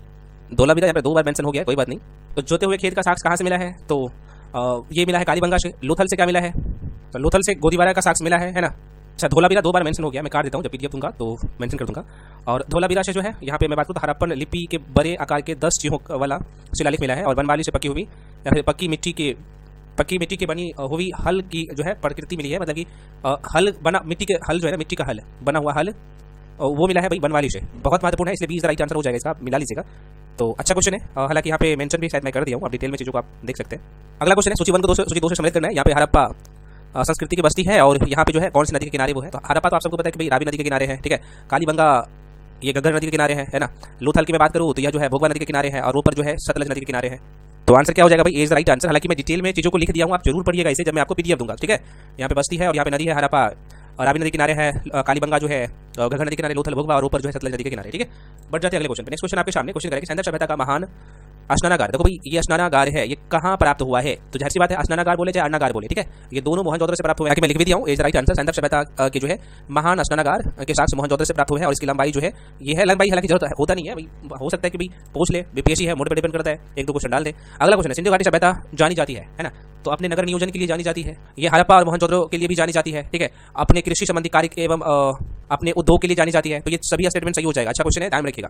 अगले क्वेश्चन पे बढ़ते हैं। नेक्स्ट क्वेश्चन आपके सामने, ठीक है, अभी मैं थोड़ा सा फास्ट लूंगा नहीं तो बड़ी लंबा वीडियो हो जाएगा। क्वेश्चन करेंगे मोहनजोदड़ो एवं हड़प्पा के पुरातत्विक खुदाई के प्रभारी थे, किसका, तो मोहनजोदड़ो और हड़प्पा का। फिर क्या होगा भाई, इसका बी हो जाएगा, सर जॉन मार्शल हो जाएगा। ये देख लेते हैं। देखिए भारतीय पुरातत्व सर्वेक्षण विभाग के महानिदेशक सर जॉन मार्शल के निर्देश पर जो है 1921 में दायराम शाही हड़प्पा का खोज करते हैं ना, उसका उत्खनन होता है उस जगह का, तो यहाँ से कुछ स्थल मिलते हैं, साक्ष्य मिलते हैं। और 1922 ईस्वी में जो है राखालदास बनर्जी मोहनजोदड़ो के टीला का पता लगाया, ठीक है। तो लेकिन यहाँ से क्वेश्चन क्या पूछा था, इस लाइन को समझेगा कि मोहनजोदड़ो एवं हड़प्पा की पुरातत्विक खुदाई के प्रभारी कौन थे, प्रभारी पूछा जा रहा है कौन था, ये पूछा इनका खोजा कौन था, है ना। तो इसके शब्दों पर थोड़ा सा गौर करिएगा, ठीक है। तो आंसर क्या होगा, सर जॉन मार्शल। अगले क्वेश्चन बढ़ते हैं। नेक्स्ट क्वेश्चन आपके सामने क्वेश्चन करें कि भारत में निम्नलिखित के आने का सही कलानुक्रम पे भी ये आपको बताना है। सबसे पहले किसका खोज हुआ था, ये सब है, आज से के ये सब है। सबसे पहले भाई यहाँ पे नगर संस्कृति होगा, जो कि हड़प्पा संस्कृति था, नगरीय संस्कृति, हड़प्पा सभ्यता नगरीय सभ्यता ही था, जिसे सारी सभ्यता भी कहते हैं हम लोग, क्योंकि हड़प्पा सभ्यता नगर नियोजन के लिए प्रचलित था। उसके बाद वैदिक सभ्यता आता है हड़प्पा सभ्यता के बाद, तो भाई वैदिक सभ्यता में देखा जाए तो लोहे का खोज हो गया था, तो यहाँ पे पहले नंबर पे ये हो जाएगा, दूसरे नंबर पे ये हो जाएगा। यहाँ पे जो है आहत मुद्रा के चांदी के सिक्के भी हो जाएगा, तो तीसरे नंबर पे ये हो जाएगा और चौथे नंबर पे सोने का सिक्का हो जाएगा। तो सोने से पहले को चांदी का हो गया था, तो इसलिए आंसर क्या होगा, डी होगा, बेसिक सा क्वेश्चन है। बढ़ जाते हैं अगले क्वेश्चन पे। क्वेश्चन करें कि निम्नलिखित में से कौन सा प्राचीन नगर अपने उन्नत जल संचय एवं प्रबंधन प्रणाली के लिए सुप्रसिद्ध, जहां बांधों की श्रृंखला का निर्माण किया गया था और संबंध जलाशय में नहर के माध्यम से जल को प्रवाहित किया जाता था। बहुत अच्छा क्वेश्चन है, वेरी वेरी इंपॉर्टेंट। धौलावीरा, और यहीं से जो है डॉक यार्ड का भी साक्ष्य मिला है ना, धौलावीरा कहाँ पे है भैया? गुजरात में है, गुजरात राज्य में है। ठीक है, ये देख लेते हैं। तो करेगा धौलावीरा जो है नामक प्रमुख हड़प्पाई पुरातन गुजरात राज्य में कच्छ जो जनपद है वहीं पे स्थित है। यहीं से ये सब मिला है। यहाँ पे देख लीजिएगा सरसनी गाँव से। ठीक है, आगे बढ़ जाते हैं। निम्नलिखित में से कौन सा हड़प्पा बंदरगाह है? हड़प्पा बंदरगाह है भाई ये जो लोथल जो है, लोथल जो है, लोथल ये गुजरात में ये भी है। तो ये जो है हड़प्पा का बंदरगाह हुआ करता था। यहाँ पे लिख भी दिया उसके बारे में डिटेल में। ठीक है, और यहाँ से लोथल से अलग अलग साक्ष्य मिले हैं। 9 के आकार की 2 मोहरे और बंदरगाह मिले हैं। लकड़ी का नगार मिला है। बैल, कुत्ता, खरगोश, चिड़िया, तांबे की मूर्तियां यहाँ से मिले हैं। ठीक है, युगल समाधान की प्राप्ति जिसमें सिर पूर्व और तथा पैर जो है पश्चिम की ओर, ये सब साक्ष्य मिला यहीं से। मन के बनाने के शिल्पियों की दुकान यहीं उसका साक्ष्य मिला है। तो ये जो है अन्न पीसने की चक्की यहीं से मिला है लोथल से। तो इसलिए महत्वपूर्ण हो जाता है लोथल, और लोथल एक बंदरगाह के रूप में भी यहाँ से साक्ष्य मिले हैं लोथल से। ठीक है, तो माइंड में रखिएगा चीजों को। आगे बढ़ जाते हैं। अगला क्वेश्चन है IIT खड़गपुर के अध्ययन दल की रिपोर्ट के अनुसार लगातार कितने वर्षों तक जो है 9 के बराबर वर्षा होने के कारण कहा जा रहा है कि हिंदू सभ्यता का ये पतन का कारण बना है। तो भाई ये 900 इसके अनुसार, तो IIT खड़गपुर के रिपोर्ट के अनुसार। बहुत अच्छा क्वेश्चन है, ध्यान रखिएगा कि सारी चीजें यहाँ पे मेंशन भी कर दिया हूँ। आप जब आप PDF को रीड करेंगे तो एक एक पॉइंट को गहन से अध्ययन करेंगे। ठीक है, अगला क्वेश्चन है सिंधु घाटी के लोग थे। तो भाई सिंधु घाटी सभ्यता के जो लोग थे ना, यहाँ पे शाकाहारी और मांसाहारी दोनों प्रकार के लोग हुआ करते थे। इसलिए आंसर क्या होगा भाई? सी इज राइट आंसर। अगर मैं बात करूँ यहाँ पे बता दिया सही आंसर हो जाएगा। सिंधु सभ्यता के निवासी शाकाहारी और मांसाहारी दोनों हुआ करते थे। इनके भोज्य पदार्थ में गेहूं, जौ, मटर, तिल, सरसों, गाय, सुअर, बकरी, मांस आदि के प्रमुख रूप में इसे खाते थे ना। सॉरी, ये प्रमुख रूप से इसे खाते थे। ये जो मैं बताया हूँ, क्योंकि ये प्रमाण मिला है, इसलिए प्रमाण मिला है ना भाई, प्रमाण मिला है, इसका साक्ष्य मिला है। अगला सेक्शन है वैदिक सभ्यता। ठीक है, वैदिक सभ्यता की बात करूं तो पहला क्वेश्चन आपके सामने है कि आर्य शब्द इंगित करता है। तो भैया जो है श्रेष्ठ वंश को इंगित करता है। आर्यन कहते थे अपने आप को श्रेष्ठ, है ना। यहाँ पे लिख भी दिया हूं, देखिए आर्य प्राचीन भारतीय, यूरोपीय एवं प्राचीन ईरानी भाषा बोलने वाले के लिए प्रयुक्त शब्द है। वैदिक संस्कृति में आर्य शब्द का मतलब होता है श्रेष्ठ अथवा सज्जन तथा नैतिक अर्थ में जो है महाकुल, कुलीन, सभ्य, साधु आदि के रूप में इनका मतलब कि वर्णन प्रयुक्त हुआ है। यहाँ पे लिख भी दिया हूं। तो ये बेसिक बात है, खैर इस पे आपको ज्यादा चर्चा नहीं करना है। चलिए आगे बढ़ते हैं। सबसे पुराना वेद कौन सा है? तो भाई वेद 4 है। बहुत अच्छे, इसमें इसलिए कर रहा हूं कि थ्योरी वाला क्लास में पढ़ाया हूं। ठीक है, तो यहाँ पे देखते हैं वेद 4 है। तो कह रहा है कि सबसे पुराना, सबसे प्राचीन वेद कौन सा है? तो आपको पता है कि ऋग्वेद है, उसके बाद सामवेद, पहले नंबर पर ऋग्वेद सबसे प्राचीन भाई ऋग्वेद है, उसके बाद सामवेद है, उसके बाद यहाँ पे यजुर्वेद है, और उसके बाद यहाँ पे लास्ट में अथर्ववेद है। और चारों वेदों को संहिता कहा जाता है। संहिता कहा जाता है, ऐसे लिखा जाता है संहिता। ठीक है, कई जगह इंग्लिश में संहिता हम लोग इसे पढ़ते हैं। अच्छा, यहाँ पे आप देख त्रयी नाम है किसका है? तो ये तीनों वेद का नाम है। ये 3 वेद कौन सा है? अथर्ववेद को निकाल दीजिएगा, जो सबसे लास्ट का वेद है ना। तो जिसमें आपका यहाँ पे त्रयी क्या है? तो ये 3 वेद है। कौन सा? तो ऋग्वेद है, सामवेद है और यजुर्वेद है। ठीक है, इस तरीके से ध्यान रखेंगे। अगला क्वेश्चन है ऋग्वेद में यज्ञ हेतु कितने प्रकार के पुरोहित का जो है वर्णन मिलता है? कहाँ पे? ऋग्वेद में। बहुत अच्छा क्वेश्चन है, आंसर हो जाएगा भाई डी, है ना। ऋग्वेद में यज्ञ हेतु कितने प्रकार के पुरोहित का? तो 7 प्रकार। आप यहाँ पे देख लीजिएगा थोड़ा सा अच्छा से। तो देखिए ऋग्वेद में यज्ञ हेतु 7 प्रकार के पुरोहित का वर्णन मिलता है। ऋग्वेद में यज्ञ हेतु 7 प्रकार के पुरोहित का वर्णन मिलता है। 2 बार लिख दिया, कोई बात, एक बार को काट दीजिए। आधारव्यू, होता, ब्राह्मण, अग्रीद, पोता, नेस्टा, प्रास्ता, ये 7 प्रकार का। तो ये आपको ध्यान नहीं रखना है। हो सकता है कि भाई प्रश्न पूछ दे कि इनमें से कौन जो है 7 प्रकार के जो पुरोहित का वर्णन मिलता है, तो इसमें से कौन सा नहीं है। तो 1-2 बार मैं इसे कर रहा हूँ कि आप वीडियो को देखेंगे तो ये याद हो जाता है ऑटोमेटिकली। ठीक है, अगला क्वेश्चन है सूची 1 को सूची 2 से सम्मिलित करना है और नीचे देगा कोड का प्रयोग करके आपको भाई यहाँ पे देखना है। तो यहाँ पे सूची 1 में वेद का नाम है, जैसे ऋग्वेद, यजुर्वेद, सामवेद, अथर्ववेद है। और सूची 2 में भाई करेक्ट उस वेद से जो संबंधित है, जैसे मान लीजिए ऋग्वेद में क्या है, किसका वर्णन है ना। आप देख ऋग्वेद में प्रार्थना संबंधी जो भी चीजें हैं ऋग्वेद में है। यजुर्वेद की मैं बात कर लो, या यजुर्वेद जो है यहाँ पे आप देख सकते हैं कर्मकांड से संबंधित है ना, स्तोत्र कर्मकांड से संबंधित है। सामवेद जो है यह जो है संगीतमयी जो है, इसमें तंत्र है, स्तोत्र कर सकते हैं। अथर्ववेद की बात करूँ तो जंतर मंत्र, जादू टोना वशीकरण, इसमें इसका वर्णन मिलता है ना। इसलिए आंसर क्या होगा यहाँ पे? ए हो जाएगा, इज द राइट आंसर।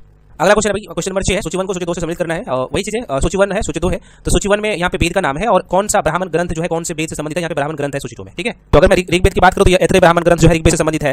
अगर यहीं पे मैं बात करूँ तो ये जो ब्राह्मण ग्रंथ है पंचवीस, ये सामवेद ब्राह्मण ग्रंथ है, सामवेद के ब्राह्मण ग्रंथ है। और यहीं पे अगर मैं बात कर लूँ पंचवीस के बाद अथर्ववेद से जो है गोपथ ब्राह्मण ग्रंथ है, अथर्ववेद का गोपथ ब्राह्मण ग्रंथ है। और यजुर्वेद का ब्राह्मण ग्रंथ जो है ये सतपथ है। इस तरीके से को ध्यान रखेंगे, सी इज द राइट आंसर। और ये चीज मैं आपको थ्योरी वाला क्लास में बहुत अच्छे से करवाया हूँ, इसलिए थोड़ा सा मैं फास्ट में करवा रहा हूँ। ठीक है, बाकी देख लीजिए, सी आंसर हो जाएगा। ऋग्वेद का ब्राह्मण ग्रंथ जो है ऐत्रेयी है, सामवेद का ब्राह्मण ग्रंथ पंचवीस है, अथर्ववेद का ब्राह्मण ग्रंथ गोपथ है और यजुर्वेद का ब्राह्मण ग्रंथ जो है ये सतपथ ब्राह्मण ग्रंथ जो है यजुर्वेद से संबंधित है। ठीक है, चलिए बढ़ जाते हैं अगले क्वेश्चन पे। नेक्स्ट क्वेश्चन है निम्नलिखित में से कौन सा ब्राह्मण ग्रंथ ऋग्वेद से संबंधित है? तो अभी आपने देखा ना ऐत्रेयी ब्राह्मण ग्रंथ जो है ऋग्वेद से संबंधित है। ठीक है, चलिए बढ़ जाते हैं अगले क्वेश्चन पे। ऋग्वेद का कौन सा मंडल पूर्णतः सोम देवता को समर्पित है? तो मैंने आपको बताया था भाई ऋग्वेद में 10 मंडल है, 10 में से आपको 4 ही मंडल को ध्यान रखना है। ठीक है, ऋग्वेद का 3रा मंडल, 8वां, 9वां, 10वां मंडल है ना। और आप लोग याद किए होंगे। तो ऋग्वेद का जो 9वां मंडल है ये सोम देवता को समर्पित है। हालांकि देख लीजिए आप यहाँ पे मैं मेंशन भी कर दिया हूँ, ऋग्वेद में 10 मंडल है, 10 में से 9वां मंडल की बात करें तो इसमें 114 शुक्त सोम को समर्पित है। ये माइंड में रखेंगे आप।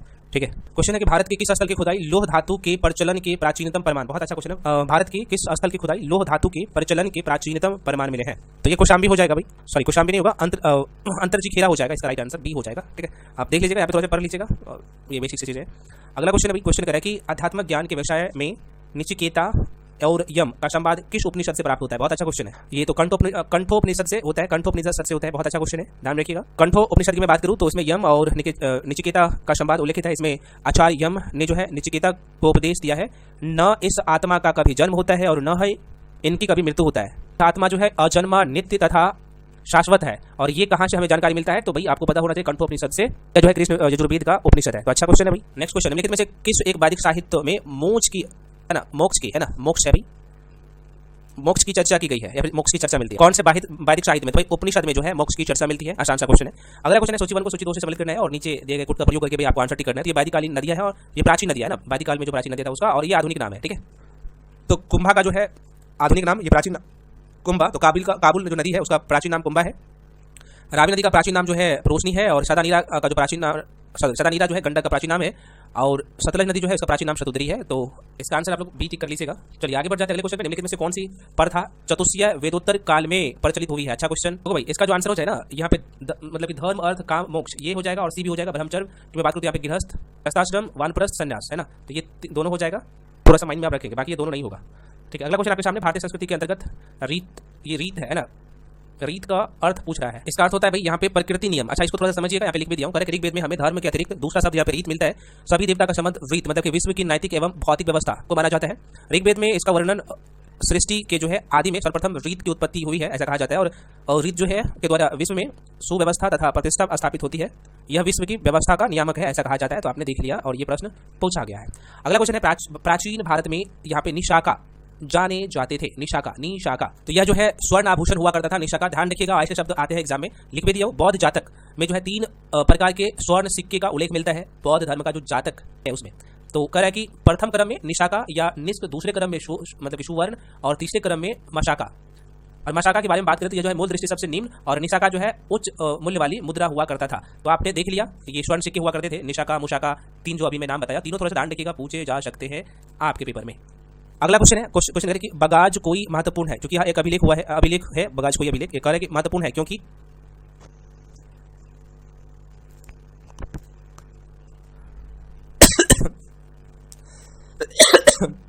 सॉरी यार अभी चाहता हूँ। हाँ, तो यह जो है मध्य एशिया एवं तिब्बत के मध्य एक महत्वपूर्ण व्यापारी केंद्र था। नहीं, ये गलत हो जाएगा। यहाँ से प्राप्त अभिलेख में वैदिक देवताओं एवं देवियों का नामोल्लेख है ना, जो कि यह जो है एशिया माइनर का बगाज कोई अभिलेख है। तो आंसर क्या हो जाएगा? बी हो जाएगा इसका, ठीक है।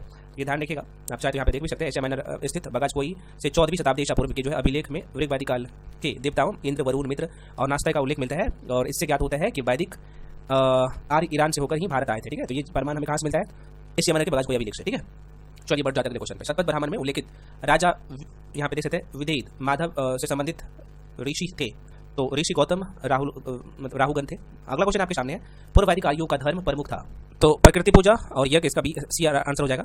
करके प्रसिद्ध 10 राजाओं का, मतलब कि प्रसिद्ध 10 राजाओं का युद्ध किस नदी के किनारे हुआ था? तो भाई ये जो है पुरुषी नदी, जो अभी प्रेजेंट टाइम में जो है रावी नदी है, रावी नदी यहीं पे हुआ था।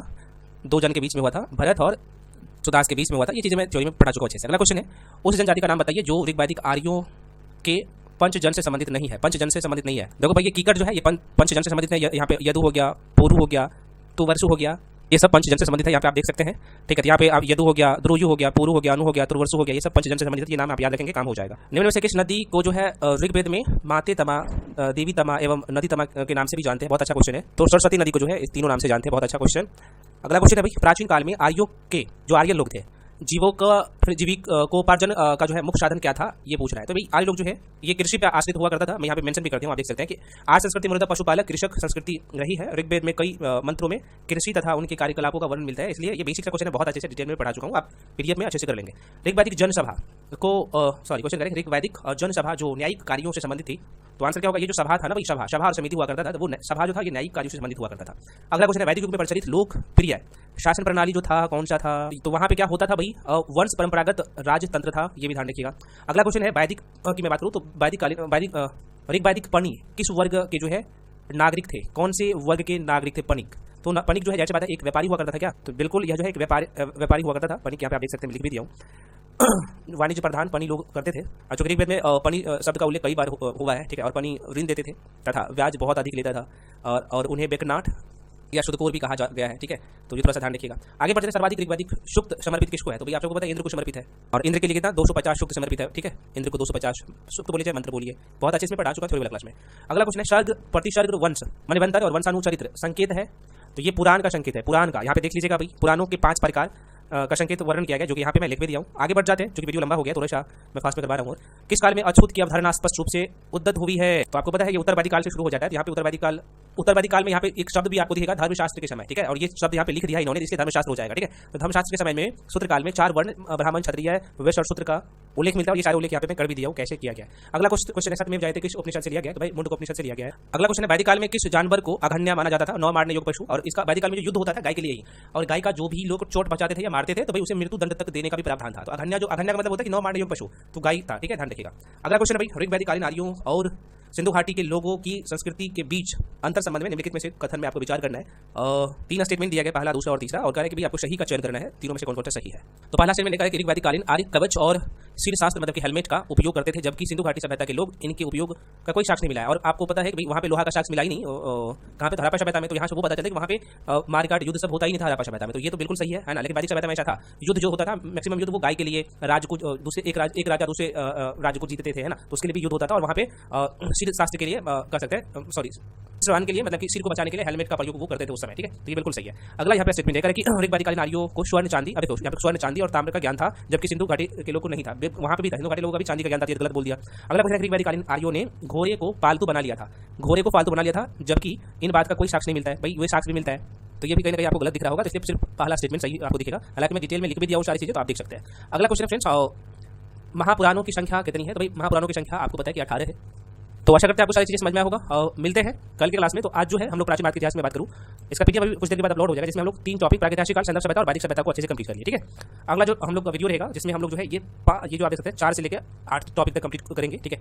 उसके बाद हो सकता है कि यहाँ पे 7 तक कंप्लीट करें, क्योंकि 3 पार्ट में इसे दूंगा, प्राचीन भारत को 3 पार्ट में आएगा, ठीक है। और आज ही जो है साइंस का वीडियो भी आ जाएगा, और 9 से 10 के बीच में। तो आप लोग निश्चित रहिए, मिलते हैं अगले वीडियो में, तब तक के लिए जय हिंद।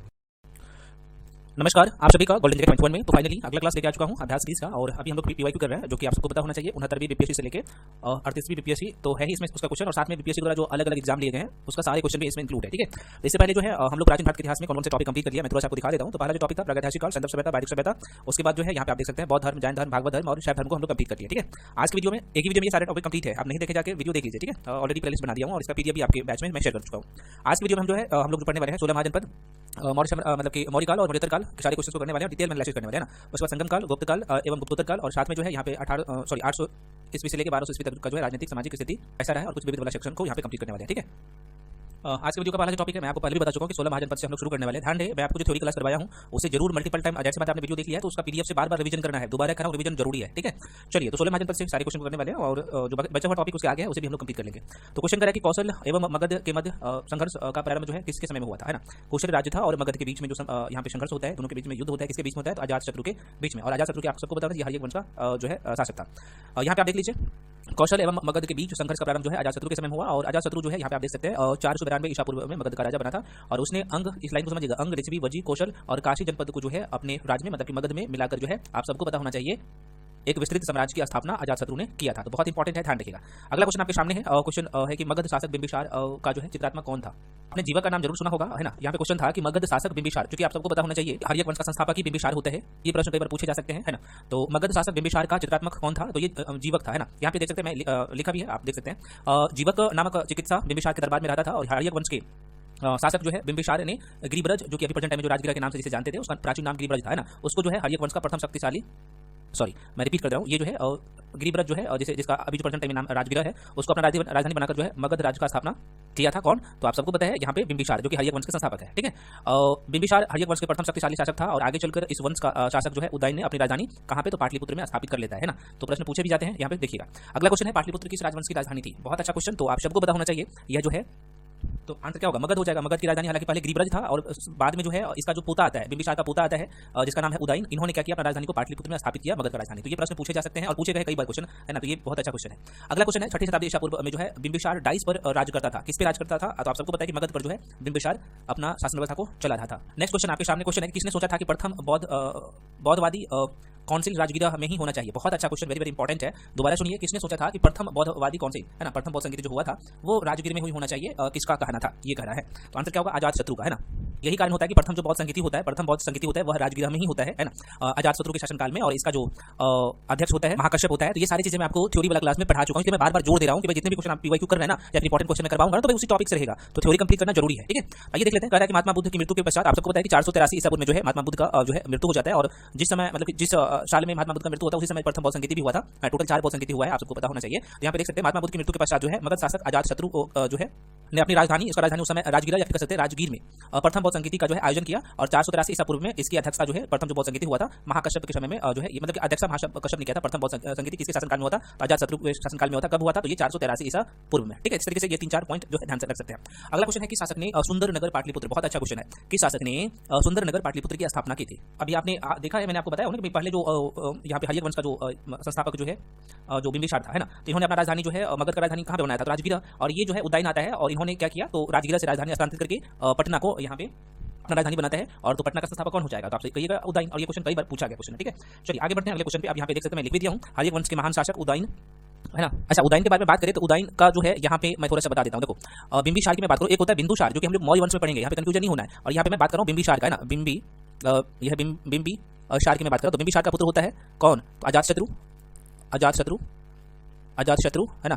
और अजातशत्रु का जो पुत्र होता है ये होता है उदयन, है ना, उदयन। तो ये ध्यान रखिएगा। तो बिंबिसार का कौन हुआ, उदयन, तो पोता हुआ है ना, इस तरीके से ध्यान रख सकते हैं। तो यहाँ पे मेंशन भी कर दिया हूँ। और हर्यक वंश के महान शासक उदयन जो है 460 से लेकर 444 तक इसका टाइम पीरियड रहा है। तो गंगा व सोन नदी के संगम पर जो है पाटलिपुत्र नगर की स्थापना करके अपनी राजधानी को बनाया था, ठीक है। चलिए अगला क्वेश्चन आपके सामने है। क्वेश्चन है कि किस शासक ने अपनी राजधानी पाटलिपुत्र में स्थानांतरित किया था, है ना। तो भाई कौन करेगा, तो उदयन करेगा, है ना, अजातशत्रु के पुत्र बिंबिसार के पोता। तो ये ध्यान रख सकते हैं, ठीक है। अगला क्वेश्चन, अवंती राज की राजधानी कहाँ थी, बहुत इंपॉर्टेंट है। अवंती राज की राजधानी कहाँ थी, ये पूछा जा रहा है आपसे।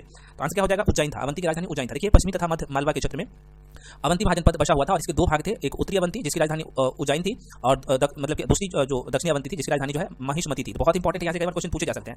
और आपको पता होना चाहिए कि उज्जैन की पहचान मध्य प्रदेश के आधुनिक उज्जैन नगर से की जाती है। और यहाँ के प्रमुख जो शासक थे ये जो है परघोत थे, परघोत का मैं बात कर रहा हूँ, ठीक है। अगला क्वेश्चन है, तंत्र परघोत कहाँ का राजा था। आप देखिए आ गया, तो भाई कहाँ का होगा, तो आप डायरेक्टली आंसर टिक करेंगे ना कि भाई ये जो है अवंती की राजा था, ठीक है। अगला क्वेश्चन आपके सामने है, 6ठी शताब्दी ईसा पूर्व में निम्नलिखित में से कौन सा एक गणतंत्र था। तो आप देखिए बहुत अच्छा क्वेश्चन है। और ये 16 महाजनपद बहुत कार्य में पढ़ा हूँ थ्योरी वाला क्लास में, इसलिए मैं कह रहा हूँ कि आपको सारे क्वेश्चन जो पीवाईक्यू में करवा रहा हूँ ना वो थ्योरी वाला क्लास से सारे क्वेश्चन सॉर्ट आउट हो जाएगा, भी नहीं बचेगा, है ना।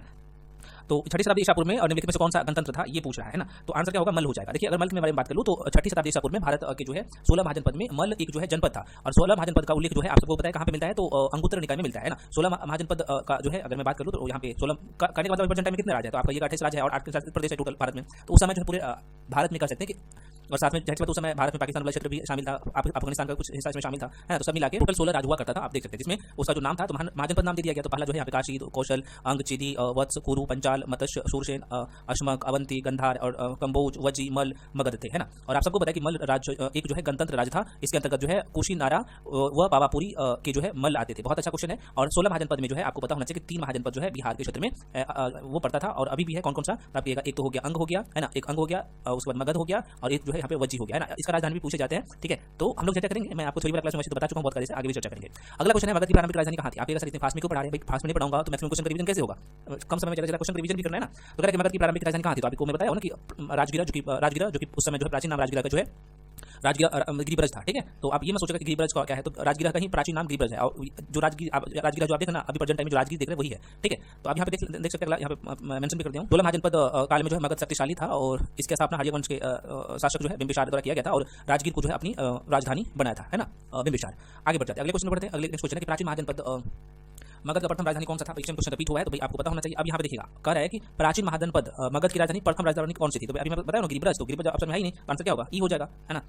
राजगीर बोलिए, राजगीर भी रहता, राजगीर भी तो सही हो जाता, राजगीर तो नहीं है, नहीं गिरिब्रज है, नहीं गिरिब्रज है, तो आंसर क्या हो जाएगा, ई हो जाएगा। बाद में जो है जब उदयन आता है तब पाटलिपुत्र में जो है राजधानी को स्थानांतरित करता है ना। तो ये प्राचीन पूछा है ना, सबसे प्राचीन राजधानी, ठीक है। तो आपको पता होना चाहिए, यहीं पे कंफ्यूजन में बीपीएससी जानबूझ के डाल सकता है। अगला क्वेश्चन है, अजातशत्रु के जो है वंश का नाम था, क्या था। तो जैसे बात है वो हर्यक वंश के थे, मैंने आपको बताया ना कि हर्यक वंश के संस्थापक बिंबिसार है। बिंबिसार के पिताजी कौन होता है, बिंबिसार के पिताजी कह रहा हूँ। हर्यक वंश का संस्थापक बिंबिसार होता है, बिंबिसार के पुत्र होता है अजातशत्रु, और अजातशत्रु को जो है पुत्र होता है क्या, इसका नाम क्या है, उदयन होता है, ठीक है। अभी मैं बताया इस तरीके से जो ध्यान रख सकते हैं।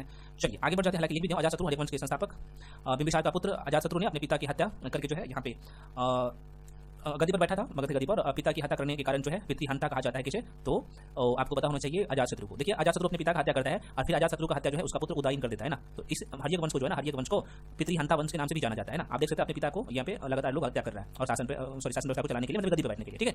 अगला क्वेश्चन है आपके सामने, क्वेश्चन कर रहे हैं विश्व का पहला गणतंत्र वैशाली में जो है किसके द्वारा, अच्छा बहुत अच्छा क्वेश्चन है, ये देख लेते हैं। कह रहा है कि विश्व का पहला गणतंत्र वैशाली में किसके द्वारा स्थापित किया गया, ये थोड़ा सा सेंटेंस सही नहीं है। कह रहा है कि पहला गणतंत्र जो है वैशाली किसके द्वारा स्थापित किया गया है, ठीक है। तो बहुत अच्छा क्वेश्चन है और ये आंसर हो जाएगा लिच्छवी के द्वारा, है ना। देखिए वैशाली के लिच्छवियों ने विश्व का पहला गणतंत्र स्थापित किया था। वैशाली बुद्ध काल का सबसे बड़ा जो है तथा शक्तिशाली गणराज्य था और लिच्छवी वजी संघ में जो है सर्वप्रथम थे, ठीक है। चलिए आगे बढ़ते, अगला क्वेश्चन है ईसा पूर्व 6वीं सदी में जो है विश्व की प्रथम गणतंत्रात्मक व्यवस्था कहाँ थी, है ना। तो ये लिच्छवी में था, तो लिच्छवी जाहिर सी बात है वैशाली के क्षेत्र में आता था, है ना। तो आप आंसर क्या टिक करिएगा, वैशाली। अगला क्वेश्चन है 16 महाजनपद की सूची उपलब्ध है, तो अभी मैं आपको बताया ना कि बौद्ध धर्म की जो अंगुत्तर निकाय है उसमें, तो आंसर क्या होगा, बी हो जाएगा। यहाँ पे मैं लिखा भी है बौद्ध ग्रंथ के अंगुत्तर निकाय तथा जैन धर्म के भगवती सूत्र में जो है बुद्धकालीन 16 महाजनपद का उल्लेख होता है। 16 महाजनपद में जो है अस्मक महाजनपद, जिसकी राजधानी पोटल या फिर पोटली कह सकते हैं, पोटेन, जो कि दक्षिण भारत में अवस्थित है, एकमात्र महाजनपद था, है ना। और इन महाजनपद में जो है मगध सबसे ज्यादा शक्तिशाली था। तो 16 महाजनपद था, 16 महाजनपद में सबसे ज्यादा शक्तिशाली मगध जो है महाजनपद था, ठीक है, जो कि एक साम्राज्य के रूप में स्थापित होता है। अगला क्वेश्चन है मगध प्रथम मगध साम्राज्य का उत्कर्ष किस जो है शताब्दी में हुआ, किस शताब्दी में हुआ प्रथम मगध साम्राज्य का उत्कर्ष किस शताब्दी में होता है, ये पूछ रहा है। तो आप सबको पता होना चाहिए छठी, मतलब ईसा पूर्व 6वीं शताब्दी में, है ना। तो B is the right answer. आइए देख लेते हैं प्रथम मगध साम्राज्य की उत्कर्ष जो है ईसा पूर्व 6वीं शताब्दी ईसा पूर्व में होता है। और इस साम्राज्य का की जो है महता या फिर महता बोलिए वास्तविक संस्थापक बोलिए राजा बिंबिसार को जाता है, जो कि मगध का संस्थापक बिंबिसारी है। और इसका जो टाइम पीरियड होता है ना, बिंबिसार कौन से वंश से थे, तो हर्यक वंश थे, हर्यक वंश से, हर्यक होते भाई, है ना, हर्यक वंश के थे बिंबिसार। और बिंबिसार का जो टाइम पीरियड था 544 से लेके 544 में लिखा हूँ, 544 से लेके 392, सॉरी 492, यहाँ पे लिख देता हूँ 544 से लेके 492 BC के बीच में इसका टाइम पीरियड था, ठीक है। चलिए अगला क्वेश्चन है निम्नलिखित में से कौन प्राचीनतम जो है राजवंश है, सबसे प्राचीनतम राजवंश, है ना। तो कौन होगा, जब तक इसका क्रम आपको याद नहीं रहेगा तो क्वेश्चन आप नहीं सही कर पाइएगा, इसलिए इसके लिए थ्योरी वाला क्लास देखना जरूरी है, क्योंकि मैं क्रम वाइज में सब कुछ बताया हूँ, ठीक है। तो देखिए सबसे प्राचीनतम राजवंश जो है यहाँ पे नंद वंश हो जाएगा, क्योंकि अगर हर्यक वंश यहाँ पे रहता तो हर्यक वंश होता है ना, तो हर्यक तो है नहीं, तो हर्यक के बाद नंद वंश आ गया था, ठीक है। आइए देख लेते हैं। कह रहा है कि हर्यक वंश जो है भारत का सबसे प्राचीनतम वंश है। नंद वंश मगध जो बिहार का क्षेत्र पड़ता है, तो लगभग 344 ईसा पूर्व से लेकर 323 ईसा पूर्व के बीच में अपने शासन व्यवस्था को चलाया था। और 344 ईसा पूर्व में नंद वंश की स्थापना महापद्मानंद के द्वारा किया गया था। पुराणों में जो है महापद्मानंद की मैं बात करूँ तो यहाँ पे कहा गया है इसके बारे में, महापद्मानंद के बारे में रुद्रांग कहा गया है। और महाबोधि वंश उसे उग्रसेन कहता है, किसे, तो महापद्मानंद को, ठीक है। अगला क्वेश्चन है अंग जनपद की राजधानी, जो कि अभी प्रेजेंट टाइम में भागलपुर क्षेत्र में आता है, ठीक है। तो इसकी जो राजधानी थी अंग की, कौन सा था, है ना। तो इसका जो है आंसर क्या होगा, चंपा। देखिए 16 महाजनपद में अंग महाजनपद जो है महत्वपूर्ण स्थान था अंग महाजनपद की, और जिसकी राजधानी चंपा थी। बिंबिसार अंग राज्य को जीतकर जो है उसे मगध में मिलाया था और अपने पुत्र जिनका नाम था अजातशत्रु को जो है वहां का शासक नियुक्त किया था। वर्तमान में जो है अगर मैं अंग की बात करूं तो वहां पे भागलपुर मुंगेर जिला इसमें शामिल है ना। तो थोड़ा सा ध्यान रखिएगा। वत्स का जो है राज स्थित था कौन से क्षेत्र में, है ना। और ये क्वेश्चन कई बार रिपीट हुआ है, आप देख सकते हैं। तो आंसर क्या हो जाएगा इसका, ए हो जाएगा, इलाहाबाद के आसपास का क्षेत्र था। देखिए वत्स महाजनपद वर्तमान में बात करूँ तो प्रयागराज के इलाहाबाद के क्षेत्र में स्थित है, जिसकी राजधानी कौशाम्बी थी। और बुद्ध काल में जो है यहाँ पौरव वंश का शासक था, है ना, पौरव वंश का शासक था, जिसकी प्रसिद्ध राजा जो है यहाँ पे उदयन था। और उदयन का प्रेम संबंध अवंती की राजकुमारी वदता से था। और उदयन को जो है प्रसिद्ध बौद्ध भिक्षु पिंडोला ने बुद्ध मत में जो है दीक्षित किया था। और कौशाम्बी प्रसिद्ध व्यापारिक नगर था। और कौशाम्बी की बात करूँ तो उदयन का विशाल राजप्रसाद प्राप्त हुआ, सॉरी कौशाम्बी में उदयन को जो है विशाल राजप्रसाद प्राप्त हुआ है। आगे बढ़ते अगले क्वेश्चन है आपके सामने, प्राचीन भारत में द्वितीय नगरीकरण से संबंधित क्षेत्र था। बहुत अच्छा क्वेश्चन। तो आंसर क्या होगा इसका, बी हो जाएगा, है ना, गांगई मैदान। अगर मैं बात करूं यहाँ पे प्राचीन भारत में द्वितीय नगरीकरण से संबंधित क्षेत्र गांगई मैदान, मतलब कि उत्तरी काली पॉलिस के मृत्यभांड वाला क्षेत्र था। और द्वितीय नगरीकरण का उद्भव महाजनपद के जो है अभिभाव के साथ प्रारंभ होता है और मगध साम्राज्य की स्थापना अपने चरमोत्कर्ष पर पहुंच जाता है, उस समय इसका उद्भव होता है। कुछ बेसिक बातें हैं, ठीक है। आइए बढ़ जाते हैं अगले क्वेश्चन पे। नेक्स्ट क्वेश्चन आपके सामने, है ना। तो ये टॉपिक कंप्लीट हो गया है। अब यहाँ पे हम लोग देख लेंगे, हम लोग मगध राजवंश देख लिए, जिसमें 3 खास तौर पे जो शासक आता है, एक बिंबिसार का पुत्र अजातशत्रु, और अजातशत्रु का जो है पुत्र आता है जिसका नाम था उदयन, है ना। तो तीनों के बारे में देख लिया। क्वेश्चन भी जो पूछा गया था सारे क्वेश्चन को भी हम लोग देख लिए। तो मल्टीपल टाइम आप रिवीजन करें। अब यहाँ पे उसके बाद जो है 26 में हम लोग नंद वंश के बारे में भी देखे। नंद वंश के जो संस्थापक है महापद्मानंद थे और उसका अंतिम जो शासक था गणानंद था, ठीक है। तो ये भी थोड़ा सा ध्यान रखिएगा, आगे आपको पता लग जाएगा। इसलिए मैं कह रहा हूं कि थ्योरी वाला क्लास बहुत जरूरी है। अगला चैप्टर हम लोग का है मौर्य एवं मौर्योत्तर काल। तो क्वेश्चन है कि शक संवत का प्रारंभ जो है कब हुआ है, ठीक है। शक संवत का प्रारंभ, ये बहुत अच्छा क्वेश्चन है। शक संवत आप सबको पता होना चाहिए और अच्छा क्वेश्चन भी है। देखते भाई, बिल्कुल। तो ये हो गया था 78 ईस्वी में, है ना, एडी में। आइए देख लेते हैं। तो शक संवत का प्रारंभ जो है 78 ईस्वी में हुआ था। इसे प्रारंभ करने का श्रेय जो है कुषाण शासक कनिष्क को जाता है। कनिष्क कुषाण वंश के शासक था। और शक संवत निकालने के लिए वर्तमान ईस्वी जो है प्रेजेंट टाइम जो हम लोग बोलते हैं ईस्वी, तो ये 78 से 78 कम कर दिया जाता है। भारतीय राष्ट्रीय कैलेंडर शक संवत पर आधारित है, ये भी आपको पता होना चाहिए। और यही लाइन से क्वेश्चन कई बार पूछा गया है ना, जिसे 1957 में मान्यता प्राप्त हुआ। और कैलेंडर समय की जो है चंद्रसौर गणना पर आधारित है ना, चंद्रसौर गणना पर आधारित है। आगे बढ़ जाते हैं। दूसरी शताब्दी के आसपास रचित संस्कृत के शिलालेख के अनुसार सुदर्शन झील बहुत इंपॉर्टेंट है। एक जो है कृत्रिम जलाशय का मरम्मत किसने करवाया था? तो पहले आपको ये पता होना चाहिए कि भाई सुदर्शन झील है कहाँ पे। तो आइए देखते हैं। तो इसका जो मरम्मत करने का जो काम, हालांकि क्वेश्चन देखिए 68 पेज में पूछा गया है ना। तो रुद्रदामन के द्वारा जो है इसे जीर्णोद्धार करवाया गया था, है ना, मरम्मत करवाया गया था। आइए देख लेते हैं जूनागढ़ अभिलेख की मैं बात कर लूँ तो 150 से लेकर 151 ईस्वी के अनुसार रुद्रदामन प्रथम द्वारा जो है सुदर्शन झील का मरम्मत कराने का जो है उल्लेख प्राप्त है कहाँ पे? तो ये जूनागढ़ अभिलेख से ये जानकारी मिलता है, ठीक है। वहाँ पे ये चीजें मेंशन किया गया है। सुदर्शन झील का निर्माण चंद्रगुप्त मौर्य की जो है प्रांतीय शासक जिसका नाम था पुष्यगुप्त, है ना, ने कराया था। और बाद में अशोक के राज्यपाल जिसका नाम था तुसान, यहाँ पे तुसाप, है ना, तुसाप नाम था, है ना, तुसाप इसका नाम था। तो उसने नहर निकलवाया था सुदर्शन झील से ही। और यहीं से जो है रुद्रदामन के समय क्या होता है कि यहाँ पे आंधी तूफान आने के कारण जो है यहाँ पे झील में यहाँ पे क्या होता है, बाढ़ आने से, है ना, यहाँ पे झील का बांध टूट गया था। और जिसकी मरम्मत जो है रुद्रदामन के प्रांतीय शासक जिसका नाम था सुविशाख ने जो है यहाँ पे करवाई थी। और इसके लिए प्रजा पर कोई अतिरिक्त जो है कर नहीं आरोपित किया गया था, ठीक है। तो आप देख सकते हैं। अगला क्वेश्चन है मौर्य साम्राज्य का अंतिम शासक कौन था, है ना। तो यहाँ पे बृहद्रथ था, है ना, बृहद्रथ मौर्य वंश का अंतिम शासक। आइए देख लेते हैं। यहाँ पे आप देख सकते हैं मौर्य साम्राज्य के अंतिम शासक बृहद्रथ था। और चंद्रगुप्त मौर्य ने 323 ईसा पूर्व में मौर्य साम्राज्य की स्थापना किया था। तो आपको पता होना चाहिए कि मौर्य वंश का संस्थापक चंद्रगुप्त मौर्य है। कब किया था? ये 323 ईसा पूर्व में, ठीक है। और अंतिम शासक कौन? बृहद्रथ होता है। बृहद्रथ की हत्या उसके सेनापति जिसका नाम है पुष्यमित्र शुंग, इन्होंने हत्या करके और अब यहाँ पे क्या करेगा? तो मौर्य साम्राज्य पे जो है शुंग वंश का यहाँ पे स्थापना कर लेगा पुष्यमित्र शुंग। तो इस तरीके से चीजों को ध्यान रख सकते हैं। अगला क्वेश्चन है मेगास्थनीज को राजदूत के रूप में किसके दरबार में भेजा गया था? मेगास्थनीज को जैसे बताइए, मेगास्थनीज जो है चंद्रगुप्त मौर्य के दरबार में आया था। तो आंसर क्या होगा? Is the right answer. देखिए मेगास्थनीज यूनानी राजा सेल्यूकस निकेटर का राजदूत था और मौर्य सम्राट चंद्रगुप्त मौर्य के दरबार में भेजा गया था। एक यूनानी राजदूत था ये, है ना, मेगास्थनीज। और मेगास्थनीज की बात करें तो वह जो है एक खोजकर्ता और इतिहासकार भी था। और मेगास्थनीज के द्वारा ही एक पुस्तक लिखा गया था इंडिका, जो कि मौर्य वंश के बारे में संपूर्ण जानकारी भी आपको इंडिका नामक पुस्तक से ही मिलता है, ठीक है। जिसमें उस समय के भारतीय समाज के बारे में वर्णन किया, मतलब कि मौर्यकालीन भारतीय समाज का वर्णन किया इंडिका नामक पुस्तक में। अगला क्वेश्चन आपके सामने है, कौन सी पुस्तक बिंदुसार को जो है एक अभिषिक्त क्षत्रिय वर्णित करता है ना। तो आप सबको पता होना चाहिए। इसका जो आंसर हो जाएगा ये सी हो जाएगा। दिव्यदान का नाम जरूर आपने सुना होगा। देखिए यहाँ पे मेंशन भी कर दिया हूँ। दिव्यदान में चंद्रगुप्त मौर्य के पुत्र जिसका नाम था बिंदुसार, बिंदुसार को जो है क्षत्रिय मुद्रवेशिक अर्थात अभिषिक्त क्षत्रिय कहा है। बिंदुसार, देखिए बिंबिसार अलग था, बिंबिसार अलग था। यहाँ पे शब्दों को समझिए। बिंबिसार जो है ये अलग था, ठीक है, जो कि हर्यक वंश के संस्थापक है। ये बिंदुसार है जो कि मौर्य वंश के शासक चंद्रगुप्त मौर्य का पुत्र है। और इसी बिंदुसार के पुत्र होता है यहाँ पे कौन? तो अशोक, है ना, अशोक होता है। तो इस तरीके से चीजों को ध्यान रखिएगा, प्रश्न पूछे जाते हैं। हाँ, तो इनका शासनकाल जो था, किसका शासनकाल? तो बिंदुसार का जो शासनकाल था ये था 298 से लेके 273 ईसा पूर्व तक रहा। बिंदुसार को अमित घात के नाम से भी जाना जाता है, अमित्र घात के नाम से भी जाना गया है। बिंदुसार की रुचि जो है जैन, यहाँ पे शब्दों को समझिए, बिंदुसार की रुचि जो है जैन की जो है जैन धर्म के जो आजीवक संप्रदाय था उससे जो है यहाँ पे उसमें रुचि रखते थे, मतलब कि जैन धर्म के आजीवक संप्रदाय में ये रुचि रखते थे बिंदुसार, ठीक है। अगला क्वेश्चन मौर्य काल के जो है ये कटक शोधक, इस लाइन को समझिए। मौर्य काल में जो है कंटक शोधन न्यायालय किस प्रकार का जो है न्याय करता था? अच्छा क्वेश्चन और एग्जाम में पूछे जाने वाला क्वेश्चन। तो भाई ये जो है यहाँ पे फौजदारी हुआ करता था। ये देख लेते हैं। देखिए मौर्य काल में दो प्रकार का न्यायालय का उल्लेख मिलता है। एक तो धर्मास्थीय और दूसरा जो है यहाँ पे कंटक शोधन। तो ये न्यायालय ग्राम संघ और राज्य के न्यायालय के अतिरिक्त धर्म अस्थीय न्यायालय, दीवानी न्यायालय की तरह जो है कार्य करते थे। तो उसे जो है यहाँ पे कंटक शोधन न्यायालय, फौजदारी न्यायालय की तरह कार्य करते थे, ठीक है। अगर यहाँ पे मैं बात कर लूँ, मौर्य काल में समाहर्ता राजस्व विभाग का प्रधान हुआ करता था, है ना। मौर्य काल में शासकीय भूमि से प्राप्त आय को सीता, बहुत इंपॉर्टेंट है, सीता कहा जाता था। और मौर्य काल में शिक्षा का सर्वाधिक प्रसिद्ध जो केंद्र था वो तक्षशिला था। कौटिल्य का अर्थशास्त्र जो है ये 15 अधिकरणों में, मतलब कि 15 भाग में विभक्त है। हालांकि मैं आपको थ्योरी वाला क्लास में ये सब बहुत डिटेल में पढ़ा चुका हूँ, ठीक है।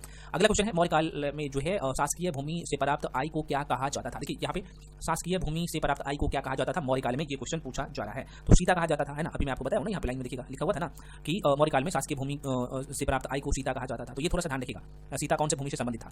अगला क्वेश्चन है मौर्य काल में शिक्षा का सर्वाधिक प्रसिद्ध केंद्र, आपको पता है कि भाई अभी मैं बताया तक्षशिला हुआ करता था, ठीक है। तो ये सारे क्वेश्चंस बहुत ही महत्वपूर्ण है फ्रेंड्स, ध्यान में रखेंगे आप।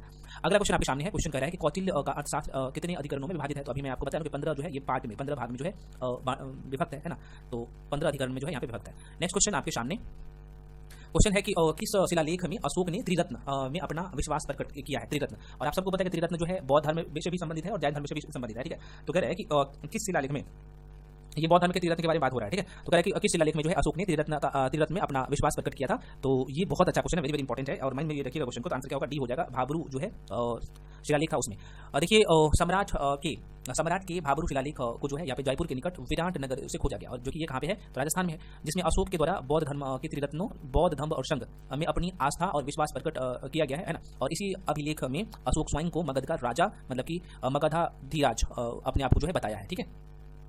आगे देखते हैं भाई, सागौरा अभिलेख हमें जो है अकाल का उल्लेख मिलता है और अशोक के 13वें शिलालेख में कलिंग युद्ध जो हुआ था जिसमें विजय प्राप्त किए थे, तो उसके बारे में वर्णन है 13वें शिलालेख में, है ना। बहुत इंपॉर्टेंट पॉइंट है। सामान्यतः अशोक अपने अभिलेख में प्रियदर्शी नाम से जो है जाना जाता है ना। और अशोक के अभिलेखों में सर्वप्रथम अशोक के जो अभिलेख था उन्हें जो सर्वप्रथम पढ़ने का काम किया था वो जो है जेम्स प्रीशेप के द्वारा किया गया था। और अशोक के जो है शिलालेख प्राकृत भाषा में जो है यहाँ पे लिखा गया। देख सकते हैं यहाँ पे क्वेश्चन तो यहाँ पे 3-4 पॉइंट आपका यहाँ पे तैयार हो रहा है ना। चलिए आगे बढ़ जाते हैं। अगला क्वेश्चन आपके सामने है, कह रहा है कि वह स्तंभ जिसमें अशोक ने स्वयं को मगध का सम्राट बताया, ये कौन सा है? बहुत अच्छा क्वेश्चन और माइंड में रखिएगा फ्रेंड्स। और ये सारे क्वेश्चन इतना इंपॉर्टेंट है कि मत पूछिए, ठीक है। आंसर क्या होगा?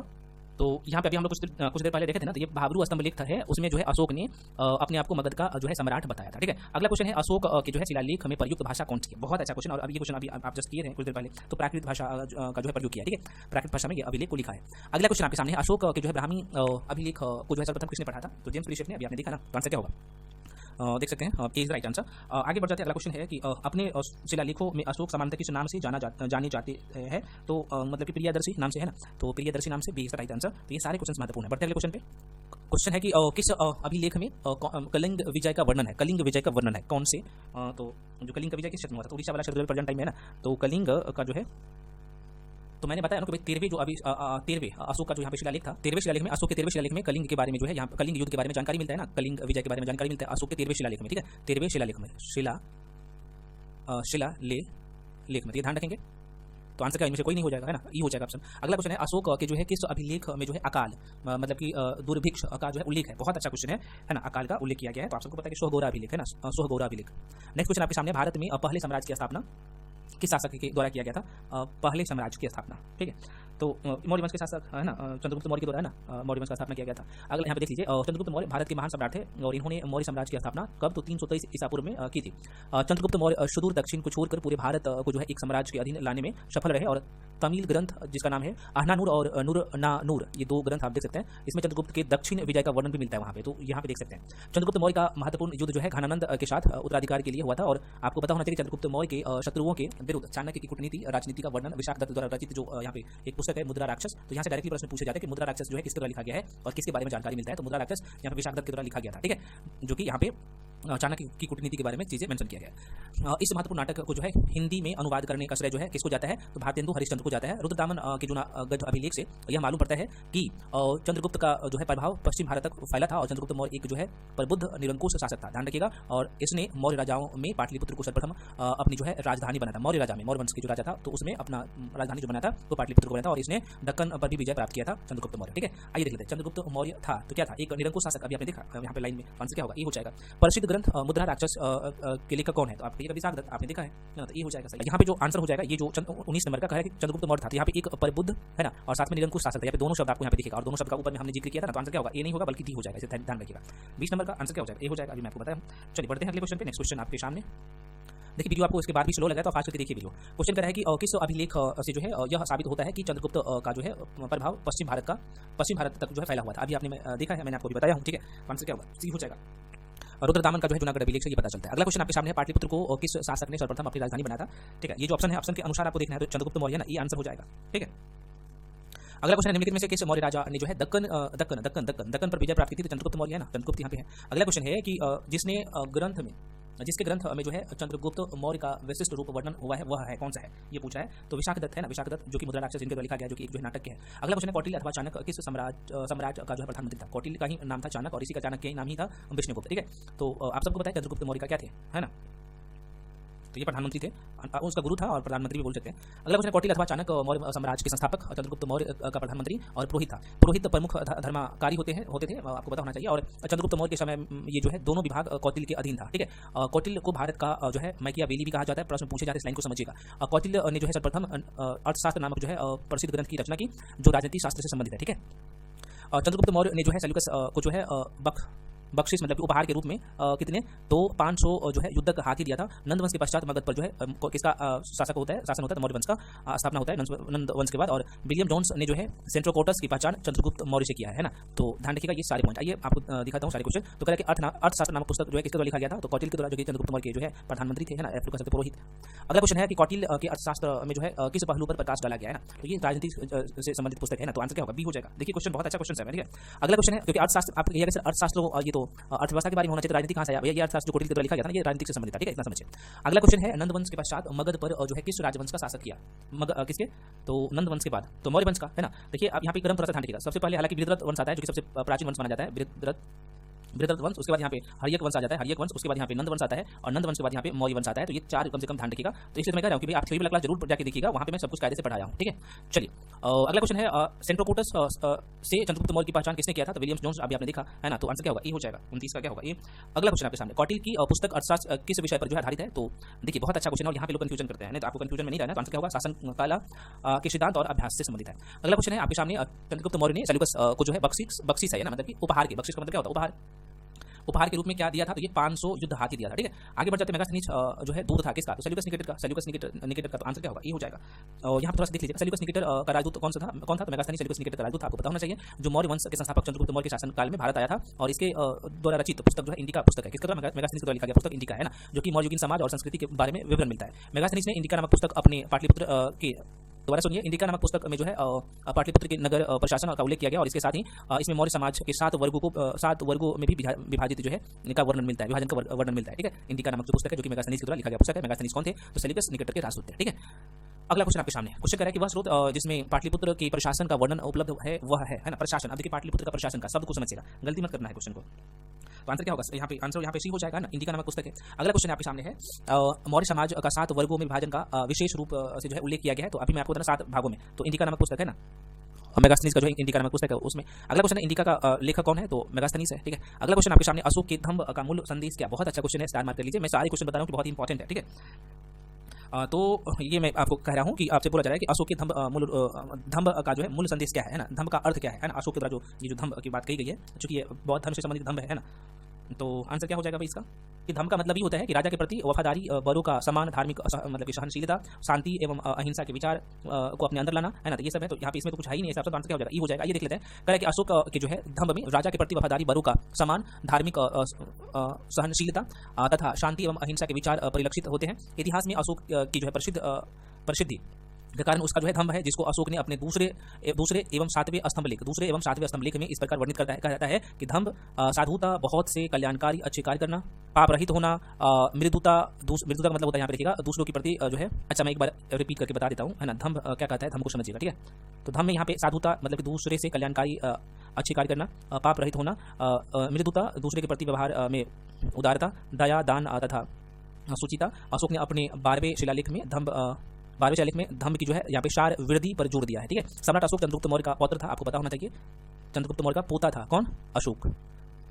तो बीच में कौन आ जाएगा, तो आप ये बीच में आ जाएगा बिंदुसार आ जाएगा ना, बिंदुसार का पुत्र कौन था, अशोक था, ठीक है। ये ध्यान रखिएगा। अशोक की रानी का नाम जो है कारुवती, और उसके अभिलेख में मिलता है। अशोक के ही प्रयास से बौद्ध धर्म एक जो है वैश्विक धर्म बना। अशोक के साम्राज्य में जो है श्रीलंका शामिल नहीं था। अशोक के शासनकाल में बौद्ध सभा पाटलिपुत्र में आयोजित की गई थी, और अशोक ने कलिंग पर आक्रमण कर उसे विजित किया था, कलिंग को जीता था, अशोक के द्वारा जीता गया था। और मौर्य साम्राज्य के पतन के लिए जो है आर्थिक कारण को डी कोशाम्बी के प्रतिपादित किया है। ये लाइन अभी छोड़ दीजिए, आगे हम इस लाइन को समझा दूंगा मैं। चलिए अगला क्वेश्चन है यहाँ पे, सम्राट अशोक चंद्रगुप्त मौर्य का क्या था, तो भाई अशोक जो है चंद्रगुप्त मौर्य का पुत्र था, मतलब कि अशोक का पिता का नाम क्या था, यहाँ पे बिंदुसार है ना, बिंदुसार। और बिंदुसार के यहाँ पे एक बार देखिए, चंद्रगुप्त मौर्य का पुत्र था कौन, बिंदुसार, और बिंदुसार का पुत्र कौन था, अशोक।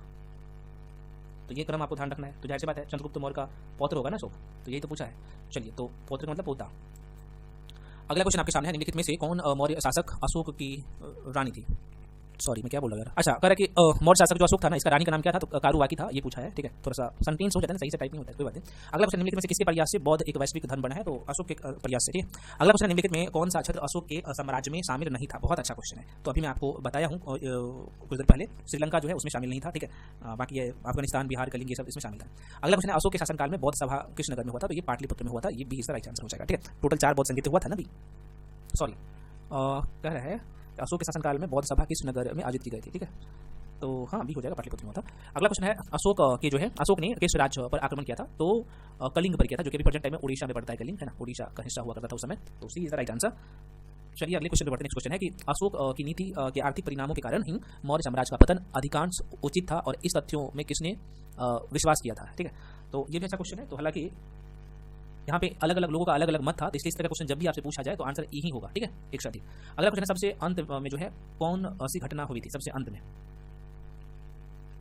ये अशोक के संदर्भ में बात हो रहा है, तो जाहिर सी बात है अशोक का कलिंग विजय है ना, अशोक का जो कलिंग विजय हुआ था वे सबसे लास्ट की घटना थी, क्योंकि सबसे पहले चंद्रगुप्त मौर्य का जो है राज्याभिषेक होगा, उसके बाद यहाँ पे मेघनाथ का भारत में आगमन होगा, उसके बाद यहाँ पे अशोक का राज्याभिषेक होगा, और उसके बाद अशोक क्या करेंगे, कलिंग पर विजय करेगा। इस तरीके से क्रम में चीजों को माइंड में रख सकते हैं, तो ध्यान रखिएगा। अगला क्वेश्चन आपके सामने है क्वेश्चन, इसमें चूंकि ये चैप्टर महत्वपूर्ण है ना, तो इसलिए ज्यादा क्वेश्चन है। कह कि अवंती जो है मौर्य सम्राट था, अवंती मौर्य सम्राट था, अंतिम माफी चाहता हूँ, अंतिम जो है अंतिम मौर्य सम्राट कौन था, बृहद्रथ था, ठीक है। आइए देख लेते हैं यहाँ पे थोड़ा सा इसके बारे में। देखिए मौर्य सम्राट बृहद्रथ, अंतिम मौर्य सम्राट बृहद्रथ था। बृहद्रथ की हत्या इसके सेनापति पुष्यमित्र शुंग के द्वारा 184 ईसा पूर्व में किया गया था। पुष्यमित्र शुंग ने जो है एक राजवंश की स्थापना की, जिसे शुंग वंश के नाम से जाना जाता है, और पुष्यमित्र शुंग कट्टर जो है ब्राह्मणवादी थे, और इसने 2 अश्वमेध यज्ञ करवाए थे, कौन, पुष्यमित्र शुंग ने, ठीक है। इन अश्वमेध यज्ञ के लिए पुरोहित जो इनका जो पुरोहित था, अश्वमेध जो यज्ञ कराए थे पुष्यमित्र शुंग जो यज्ञ करवाए थे, तो इस यज्ञ का जो पुरोहित था पतंजलि था, ठीक है, और इन्होंने महाभाष्य की रचना की थी। तो महाभाष्य की रचना किसने किया, तो पतंजलि ने, ठीक है, जो कि पुष्यमित्र शुंग के पुरोहित था। और अर्थशास्त्र के अनुसार सीता भूमि जो है जनजातियों द्वारा जोती जाने वाली भूमि होती थी, कौन सा, सीता भूमि, अर्थशास्त्र के अनुसार। इस लाइन को समझिएगा, है ना। आइए बढ़ते हैं। कह रहा है कि अर्थशास्त्र के अनुसार सीता भूमि का अभिप्राय क्या है, किसके अनुसार इस शब्द अगर देगा तो सीता भूमि का अभिप्राय क्या है, तो अभी आपने देखा है ना, जनजातियों द्वारा जोती जाने वाली भूमि। आगे देख लेते हैं अगला क्वेश्चन, मौर्य वंश के पश्चात किस वंश का जो है राज स्थापित होता है, तो शुंग वंश का, जो कि पुष्यमित्र शुंग के द्वारा अपने मालिक को हत्या करके और मगध पे शुंग वंश की स्थापना कर लेते हैं, बृहद्रथ की हत्या करके, ठीक है, जो कि उसका अमात्य था। पुष्यमित्र शुंग जो है बृहद्रथ का अमात्य था, है ना, मतलब उसका सेनापति था। पुष्यमित्र शुंग ने अंतिम मौर्य सम्राट बृहद्रथ की हत्या कर जो है शुंग वंश की स्थापना की। पुष्यमित्र शुंग मौर्य सेना का जो है सेनापति था, और शुंग वंश का लगभग जो है 112 वर्षों तक शासन किया शुंग वंश ने भी, ठीक है। और पुष्यमित्र शुंग के विषय में जानकारी अयोध्या अभिलेख से प्राप्त होती है, जो इसके राज्यपाल जिसका नाम था धनदेव से संबंधित है, और शुंग वंश के बाद कर्ण वंश का शासन जो है स्थापित हुआ, और गौतमी पुत्र सातकर्णी शातवाहन वंश का एक जो है महत्वपूर्ण शासक था, ठीक है। आइए देख लेते हैं। तो करें गौतमी पुत्र सातकर्णी का संबंध किस राजवंश से है, तो अभी आपने देखा ना कि कर्ण वंश होगा, है ना, शुंग वंश के बाद कर्ण वंश आता है, आंसर क्या होगा, कर्ण वंश, सातवाहन वंश, मैं बोल रहा हूँ कर्ण वंश, ये गौतमी पुत्र सातकर्णी की बात कर रहा है ना, सॉरी माफी चाहता हूँ। गौतमी पुत्र सातकर्णी जो है यहाँ पे सातवाहन वंश से संबंधित है, अभी देखे है ना, तो आंसर क्या होगा, बी हो जाएगा, ठीक है। चलिए अगला क्वेश्चन है, शुंग वंश के बाद जो है किस वंश का भारत पर राज होता है, या फिर शुंग वंश के बाद कौन आता है, तो ये कर्ण वंश आता है ना, अभी आपने देखा, तो आंसर यहाँ पे सी हो जाएगा 49 का। अगला क्वेश्चन है, कलिंग नरेश खारवेल का संबंध है, तो ये किससे है, कौन से वंश है, खारवेल कौन से वंश से संबंधित है, तो देखिए भाई खारवेल के बारे में बात करें ना, तो यह जो है चेदी वंश से संबंधित रखता है, चेदी वंश या फिर मेघवाहन वंश, ठीक है। तो इसमें ऑप्शन कोई है ही नहीं, चेदी वंश है, चेदी वंश भी है यहाँ पे, और महामेघवाहन वंश भी है, दोनों है, इसका आंसर क्या होगा, एक से अधिक हो जाएगा, ई हो जाएगा। आइए देख लेते हैं।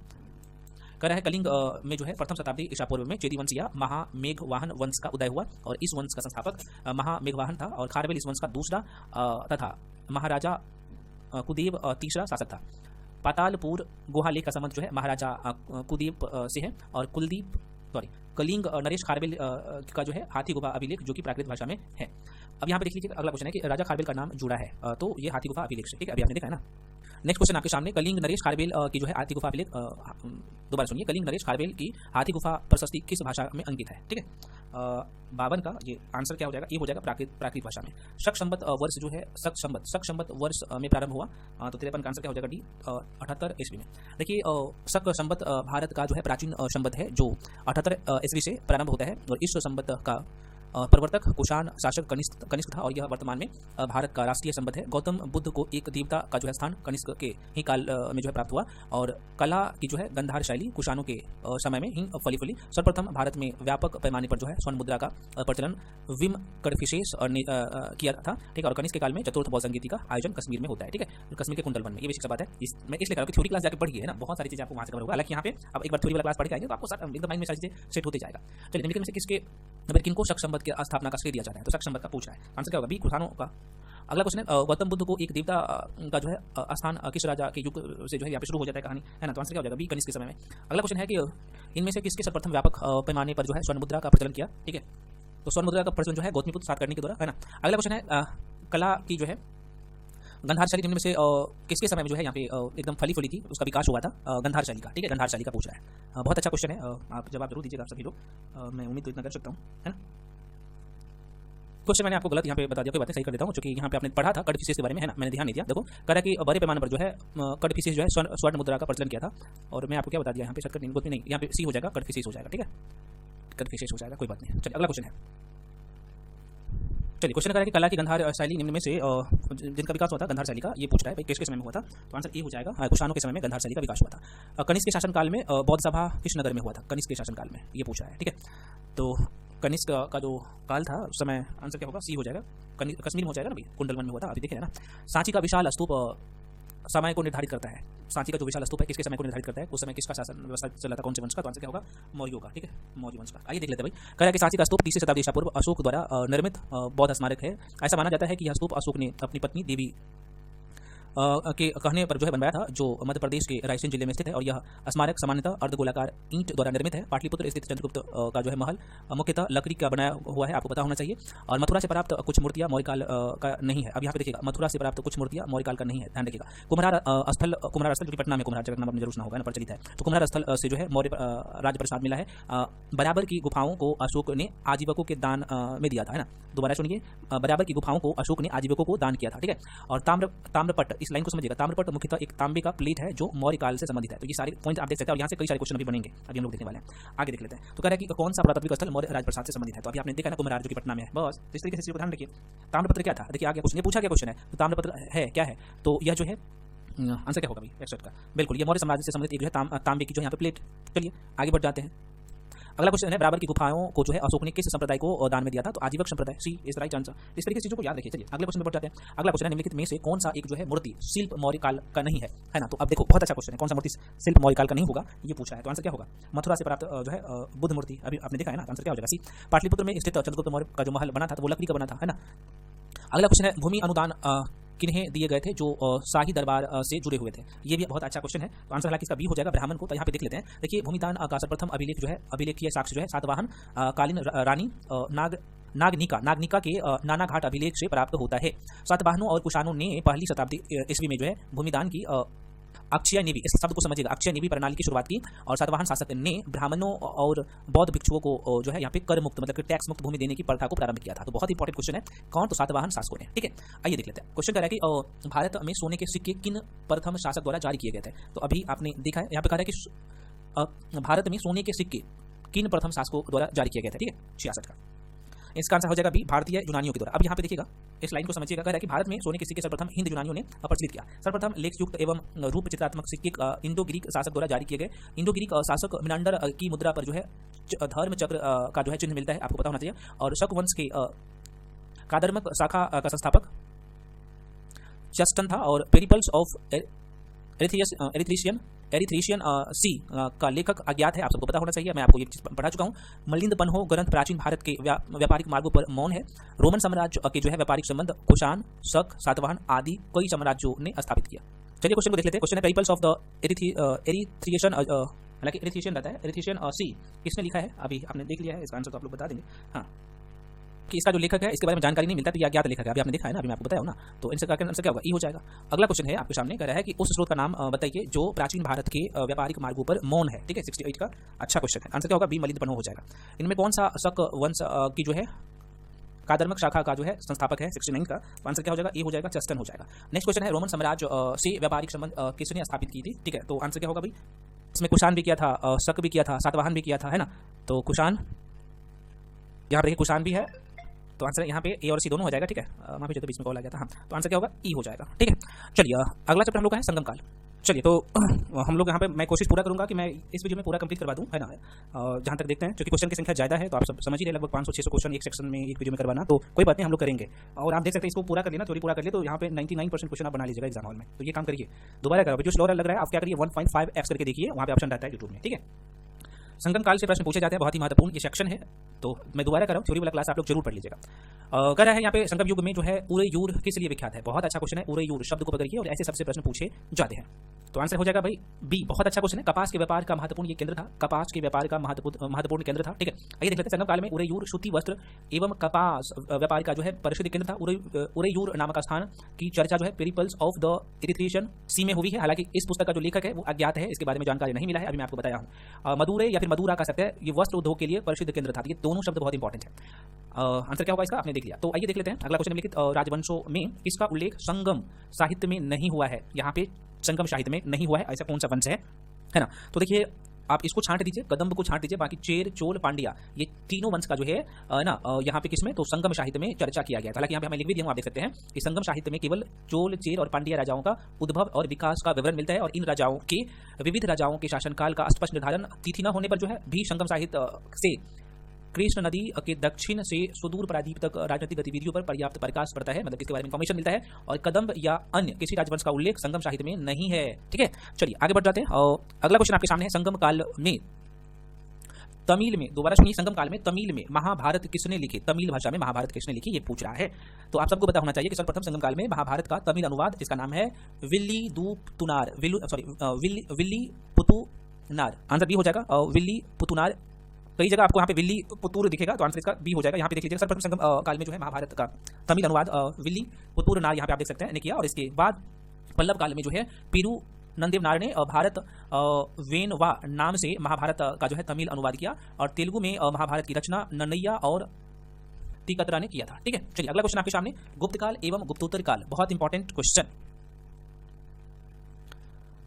अगला टॉपिक है ये गुप्त काल एवं गुप्तोत्तर काल। ठीक है, तो कह रहा है कि गुप्त काल से पिछले बार 69 पीपीएससी में 5 क्वेश्चन पूछा गया था, इसलिए बहुत ही महत्वपूर्ण हो जाता है। अभी मैं आपको दिखाऊंगा सारे क्वेश्चन, है ना। 68 में भी यहाँ से क्वेश्चन पूछा गया था, इसलिए गुप्त काल बहुत ही महत्वपूर्ण ये चैप्टर हो जाता है, खासतौर पे बिहार के संदर्भ में, बिहार एग्जाम के लिए आप तैयारी करते हैं। तो ठीक है, कह रहे इनमें से किस प्रसिद्ध शासक ने अपनी माता के नाम पर जो है विजयनगर के पास नागलपुरम की एक जो है उपनगरीय बस्ती की स्थापना की थी। ठीक है, तो आंसर इसका जो हो जाएगा भाई साहब, ये हो जाएगा, है ना, कृष्णदेव राय। आइए देखिए थोड़ा सा इसके बारे में। देखिए, कृष्णदेव राय साम्राज्य के जो है तुलुक वंश के शासक कृष्णदेव राय की मैं बात करूं, इसका टाइम पीरियड था 1509 से लेकर 1529 ईस्वी तक। अपनी माता के नाम पर विजयनगर के पास नागलपुरम की एक उपनगरीय बस्ती की स्थापना की थी। और उल्लेखनीय है कि कृष्णदेव राय को कन्नड़ राज्य, यहाँ पे देखिए कन्नड़ राज्य में राम रमन तथा आंध्र भोज के नाम से भी जाना जाता है। और इनके द्वारा तेलुगु में जो है राजकीय कला पर लिखी गई पुस्तक, जिसका नाम यहाँ पे है अमुक्त माल्यवाद, बहुत ही प्रसिद्ध है। ये कौन सी भाषा में, तो तेलुगु में राजकीय कला पर लिखी गई पुस्तक, जिसका नाम है अमुक्त माल्यवाद, जो कि बहुत प्रसिद्ध है। अगला क्वेश्चन है, पंचतंत्र जो है किसके द्वारा लिखी गई पुस्तक। अब देखिएगा, आपने देखा होगा ना, अब देखिए ये क्वेश्चन तो 2022 में पूछा गया था, और 69 पीपीएससी में क्वेश्चन यहाँ से पूछ लिया गया था। ठीक है, तो देख सकते हैं। तो इसलिए मैं कह रहा हूँ कि आप ये मत सोचिए बीपीएससी किसी भी एंगल से क्वेश्चन आपके एग्जाम में पूछ सकते हैं, तो यहाँ से क्वेश्चन मत गलत करिएगा। पंचतंत्र किसके द्वारा लिखी गई है, बहुत इंपॉर्टेंट क्वेश्चन और आसान भी है। तो विष्णु शर्मा के द्वारा लिखी गई है। देखिए, मैं एक बार भी सांस नहीं लेता हूँ, लगातार मैं आपको पढ़ा रहा हूँ, ताकि मैं ये सोचता हूँ कम समय में मैक्सिमम क्वेश्चन को प्रैक्टिस करें। ये एग्जाम जो प्री एग्जाम होता है ना, प्रैक्टिस का खेल होता है, जो जितना प्रैक्टिस करता है उतना वो जो है एग्जाम हॉल में कॉन्फिडेंस के साथ क्वेश्चन को सॉल्व करता है, तो बहुत ज़्यादा जरूरी है ना। चलिए आगे देख लेते हैं। कि पंचतंत्र के रचिता पंडित विष्णु शर्मा है, और पंचतंत्र को जो है नीति कथाओं में प्रथम स्थान प्राप्त है। पंचतंत्र को 5 तंत्रों या भागों में बांटा गया है। ये है मित्रभेद, मित्रलाभ, काकोलुकियम, चौथा है यहाँ पे लब्ध परनाश, और 5वां है अपरीक्षित कारक। तो ये 5 पंचतंत्र आप देख सकते हैं, और ये विष्णु शर्मा के द्वारा लिखी गई पुस्तक है, तो इसलिए महत्वपूर्ण हो जाता है। अगला क्वेश्चन है, झांसी के पास देवगढ़, जो कि झांसी यूपी में है। तो झांसी के पास देवगढ़ का जो है मंदिर, और ये मैं आपको हर एक बुक में ये क्वेश्चन नहीं मिलेगा, लेकिन मैं आपको जो थ्योरी क्लास पढ़ाया था ना भाई, आप वहाँ पे जाकर देखे थे, मैं पढ़ाया हूँ इसके बारे में, और ये क्वेश्चन 68 बीपीएससी में पूछा गया, आप देख सकते हैं। तो झांसी के पास देवगढ़ का मंदिर और इलाहाबाद के पास गढ़वा मंदिर में जो है बनी मूर्तियां जो है किस कला के लिए महत्वपूर्ण अवशेष है। बहुत अच्छा क्वेश्चन। ठीक है, तो ऐसे क्वेश्चन हर जगह नहीं मिलेगा भाई। आंसर हो जाएगा हालांकि बी, गुप्त कला का। आइए देख लेते हैं कि गुप्त काल से 68 बीपीएससी में अभी तक आपने 2 क्वेश्चन देख लिया, 69 में तो मैं बता ही दूं कि 5 क्वेश्चन था। तो इस टॉपिक को अच्छे से कमांड करिए, बार बार रिवीजन करिए। अभी मैं आपको मॉडर्न हिस्ट्री भी करवाऊंगा, साइंस भी करवाऊंगा, सारे सेक्शन करवाऊंगा। तो मेरा मोटिव यही है कि मैक्सिमम स्कोर करें, और आपको ये सोचना ना पड़े कि भाई एग्जाम हो गया, अब रिजल्ट का वेट करें तब हम लोग मेंस के लिए लगे। नहीं, ऐसा नहीं करना है। ठीक है, क्योंकि मैं आपको जो है हम लोग आपको सही मटेरियल, सही कंटेंट, सही अप्रोच ही बता सकते हैं। जितना बोलना उतना करो, नहीं करोगे तो फिर आप कैसे सिलेक्शन होगा। करना तो आप ही होता है ना, तो आपको करिए। मैं दिशा भी बता रहा हूँ, सब कुछ दे रहा हूँ। चलिए, झांसी के पास देवगढ़ का मंदिर और इलाहाबाद प्रयागराज के पास जो है गढ़वा मंदिर, यहाँ पे 2 शब्द को पकड़िएगा, ये हो सकता है कि आगे पूछ दिया जाए, है ना। झांसी के पास देवगढ़ मंदिर और गढ़वा मंदिर में बनी मूर्तियां की मैं बात करूँ तो गुप्त काल की जो है कला महत्वपूर्ण अवशेष है। और गुप्त मूर्तिकला बौद्ध, जैन और हिंदू तीनों धर्मों के अतिरिक्त गैर धार्मिक विषयों की मूर्ति भी यहाँ पे बनाई गई है गुप्त काल में। देखिएगा, शब्द पकड़िएगा, सारनाथ, मथुरा, पाटलिपुत्र गुप्तकालीन मूर्तिकला का प्रमुख केंद्र है। कौन कौन सा? सारनाथ, मथुरा, पाटलिपुत्र गुप्तकालीन मूर्तिकला का प्रसिद्ध केंद्र है। ठीक है, तो ये लाइन सब आपको हर जगह नहीं मिलेगा, क्वेश्चन को सॉल्व करने से ही मिलता है। खैर आगे बढ़ जाते हैं। यहाँ पे देख सकते हैं किस गुप्त शासक ने सर्वप्रथम महाधिराज की उपाधि धारण किया था। बहुत अच्छा क्वेश्चन, गला दुख गया यार, चलिए कोई बात नहीं। आंसर क्या होगा भाई? चंद्रगुप्त प्रथम। टिक करिएगा, गलत मत करिएगा। देखिए, चंद्रगुप्त प्रथम का शासनकाल लगभग 319 ईस्वी से 335 ईस्वी तक था, और यह गुप्त वंश का प्रथम शासक था जिसने महाधिराज की उपाधि धारण की थी। अगला क्वेश्चन आपके सामने है। क्वेश्चन कह रहा है कि नालंदा ताम्रलेख में जो है किस गुप्त शासक को परम भागवत कहा गया है। ठीक है, तो परम भागवत जो कहा गया, आंसर क्या होगा? सी हो जाएगा, समुद्रगुप्त को। आइए देख लेते थोड़ा सा। देखिए, गुप्त वंश के 3 प्रमुख शासक समुद्रगुप्त, स्कंदगुप्त तथा चंद्रगुप्त द्वितीय ने परम भागवत की उपाधि धारण की थी, परंतु नालंदा ताम्रलेख के अनुसार परम भागवत की उपाधि समुद्रगुप्त ने धारण की है। समुद्रगुप्त के विषय की जानकारी इलाहाबाद या प्रयाग प्रशस्ति में जो है मिलता है, जो गुप्त वंश के सम्राट समुद्रगुप्त के दरबारी कवि हरिसेन द्वारा रचित लेख है। और समुद्रगुप्त के विजयों से प्रभावित होकर विसेंट स्मिथ ने जो है समुद्रगुप्त को भारत का नेपोलियन कहा है। प्रयाग प्रशस्ति के 21वें पंक्ति में आर्यवर्त के जो है 9 शासकों का वर्णन किया गया है। आगे बढ़ जाते हैं, प्राचीन भारत का नेपोलियन किसे कहा जाता है? प्राचीन भारत का नेपोलियन किसे कहा जाता है? तो आंसर क्या होगा? डी, समुद्रगुप्त को कहा जाता है। अगला क्वेश्चन है, इलाहाबाद स्तंभ अभिलेख की 21वीं पंक्ति में आर्यवर्त के जो है कितने शासकों का जिक्र किया गया? आर्यवर्त के कितने शासक को जिक्र किया गया? बहुत अच्छा क्वेश्चन, आंसर इसका हो जाएगा डी, 9। अब यहाँ पे अभी मैं बताऊँ ना इसके बारे में ऊपर में, है ना, कि 21 पंक्तियों में आर्यवर्त के 9 शासकों का वर्णन किया गया। तो ये लाइन देख सकते हैं, यहीं से बहुत सारे क्वेश्चन अभी सॉर्ट आउट हो जाएगा। इसको थोड़ा सा जब करते हैं तो माइंड में जल्दी करिए, है ना, ऐसे सिर्फ वीडियो को देखिए नहीं। अगला क्वेश्चन है, प्रसिद्ध इलाहाबाद प्रशस्ति का लेखक कौन था? प्रसिद्ध इलाहाबाद प्रशस्ति का लेखक कौन था? लेखक कौन था? ठीक है, तो आंसर क्या होगा? बी हो जाएगा। अभी आपने देखा हरिसेन है, और यहाँ से क्वेश्चन पूछ लिया गया था, देखिए 69 पेज में पूछा गया था क्वेश्चन, देख सकते हैं। तो ये सारे क्वेश्चन महत्वपूर्ण है। अगला क्वेश्चन आपके सामने, समुद्रगुप्त के विजयों का उल्लेख किसमें मिलता है? समुद्रगुप्त के विजयों का उल्लेख किसमें मिलता है ना? 9 नंबर का क्वेश्चन, डी हो जाएगा, है ना, इलाहाबाद के अभिलेख में। चलिए भाई साहब आगे बढ़ जाते हैं। अगला क्वेश्चन है, किस वंश ने सबसे अधिक समय तक शासन किया? बहुत अच्छा क्वेश्चन, ये जो 4 ऑप्शन है इसी में से आपको टिक करना है, ठीक है। तो बिल्कुल गुप्त वंश, आंसर क्या होगा? गुप्त वंश इज द राइट आंसर है। आइए देख लेते हैं। देखिए कह रहे हैं कि भाई प्रश्नगत विकल्पों में सर्वाधिक समय तक जो शासक गुप्त वंश से किया था, गुप्त वंश का संस्थापक श्रीगुप्त को माना जाता है। चंद्रगुप्त प्रथम जो है गुप्त वंश का जो है यहाँ पे गुप्त वंश का पहला शासक था, चंद्रगुप्त प्रथम है, चंद्रगुप्त मौर्य नहीं है, ये चंद्रगुप्त प्रथम है। तो कह गुप्त वंश का ये पहला शासक था जिसने महाराज की उपाधि धारण किया था, और इनके द्वारा जो है 319 ईस्वी में गुप्त संपत्ति का प्रचलन करवाया गया था। और गुप्त वंश का शासनकाल जो है यहाँ पे आप देख सकते हैं 275 से लेके 275 ईस्वी से लेके 550 ईस्वी तक माना जाता है।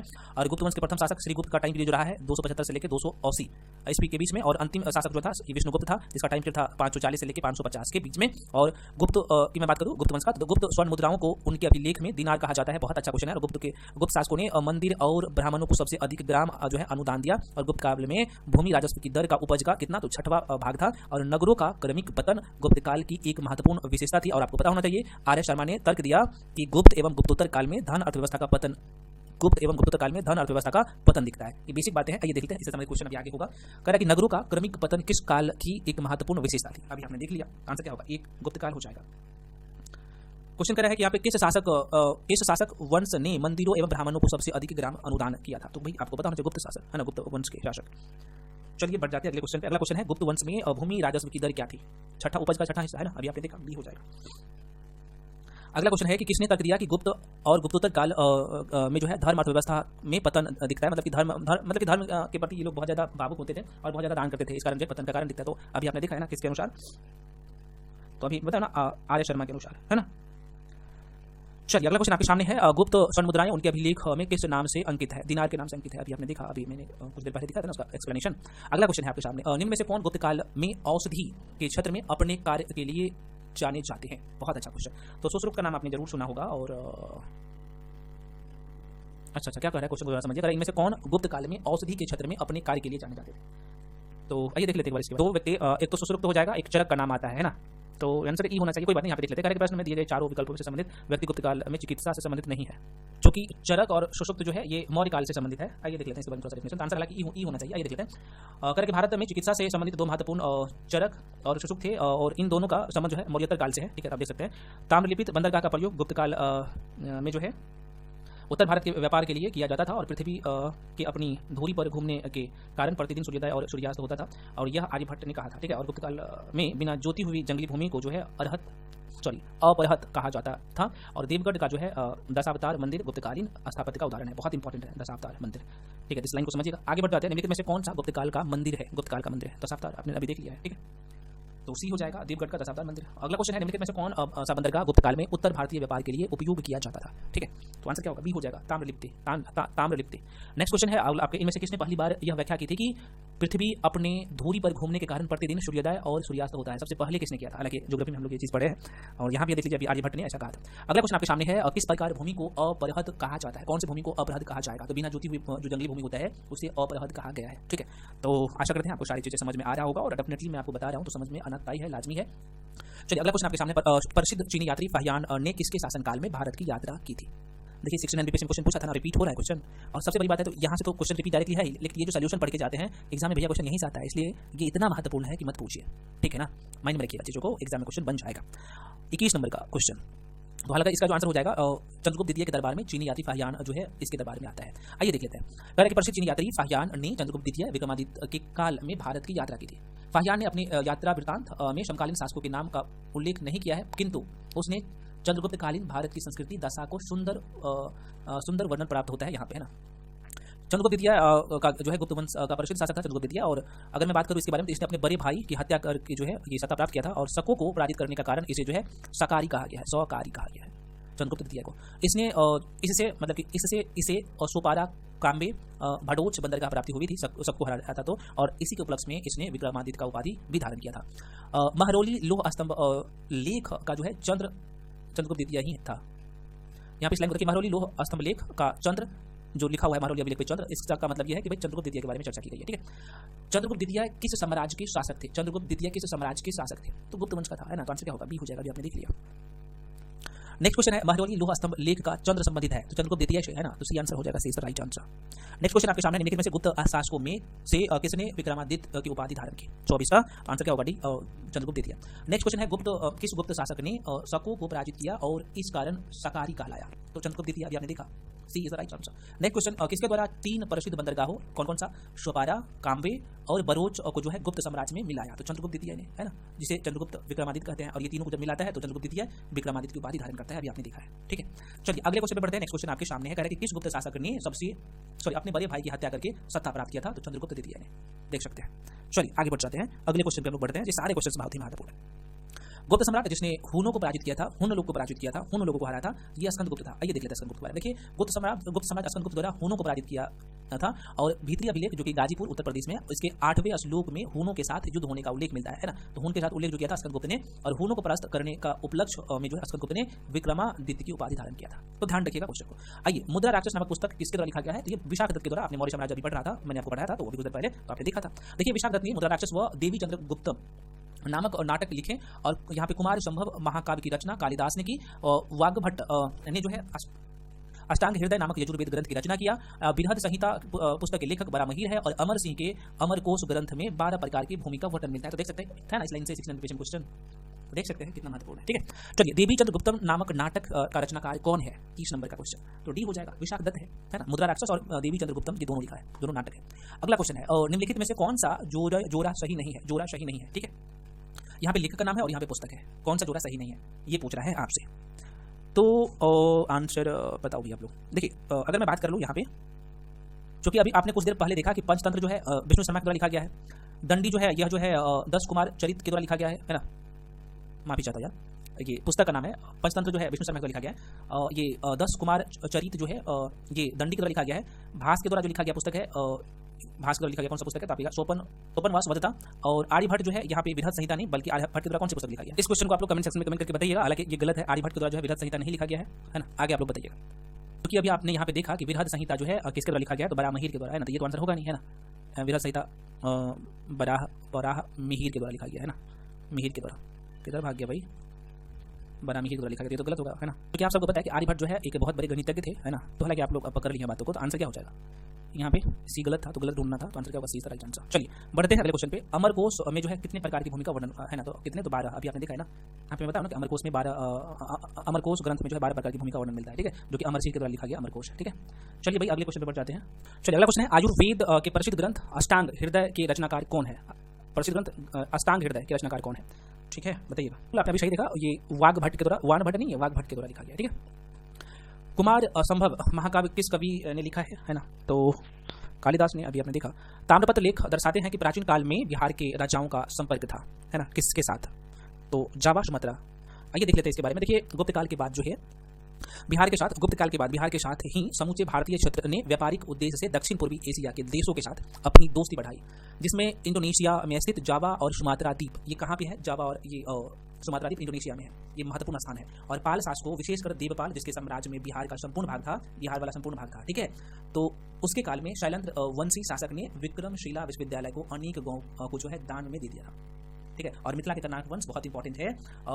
मिथिला के कर्नाटक वंश की स्थापना नान्यदेव ने की और इस वंश के अंतिम शासक जो है हरि सिंह होता है। तो ये पॉइंट ध्यान रखिएगा, कई बार क्वेश्चन रिपीट हुआ है यहाँ से। खैर अब यहाँ पे कर्नाटक वंश के संस्थापक, तो आंसर क्या हो जाएगा? नान्यदेव हो जाएगा। और अंतिम शासक हरि सिंह देव हो जाएगा, ठीक है। तो कर्नाटक वंश के ये मिथिला के क्षेत्र में ये जो वंश था वो अपने शासन व्यवस्था को सुचारू रूप से चलाया था, ठीक है। अगला क्वेश्चन है, कर्नाटक वंश का अंतिम शासक तो हरि सिंह, ध्यान रखिएगा।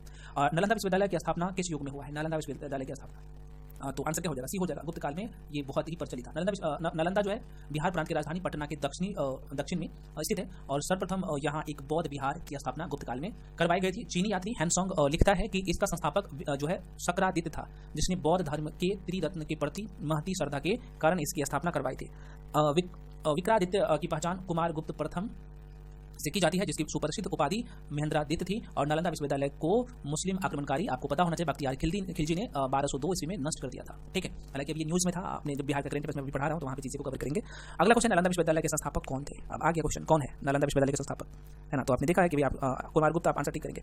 नालंदा विश्वविद्यालय के विनाश का कारण क्या था, है ना? तो मुसलमान, है ना, ये लोग, बख्तियार खिलजी का अहम रोल रहा है इसमें। ठीक है, तो आंसर क्या होगा? ये हो जाएगा। अगला क्वेश्चन आपके सामने है, नालंदा विश्वविद्यालय जो है किस लिए विश्व प्रसिद्ध था? क्योंकि यह जो है बौद्ध धर्म का जो है दर्शन था, है ना, महत्वपूर्ण बौद्ध धर्म का महत्वपूर्ण केंद्र था ये। तो आंसर क्या होगा? सी हो जाए।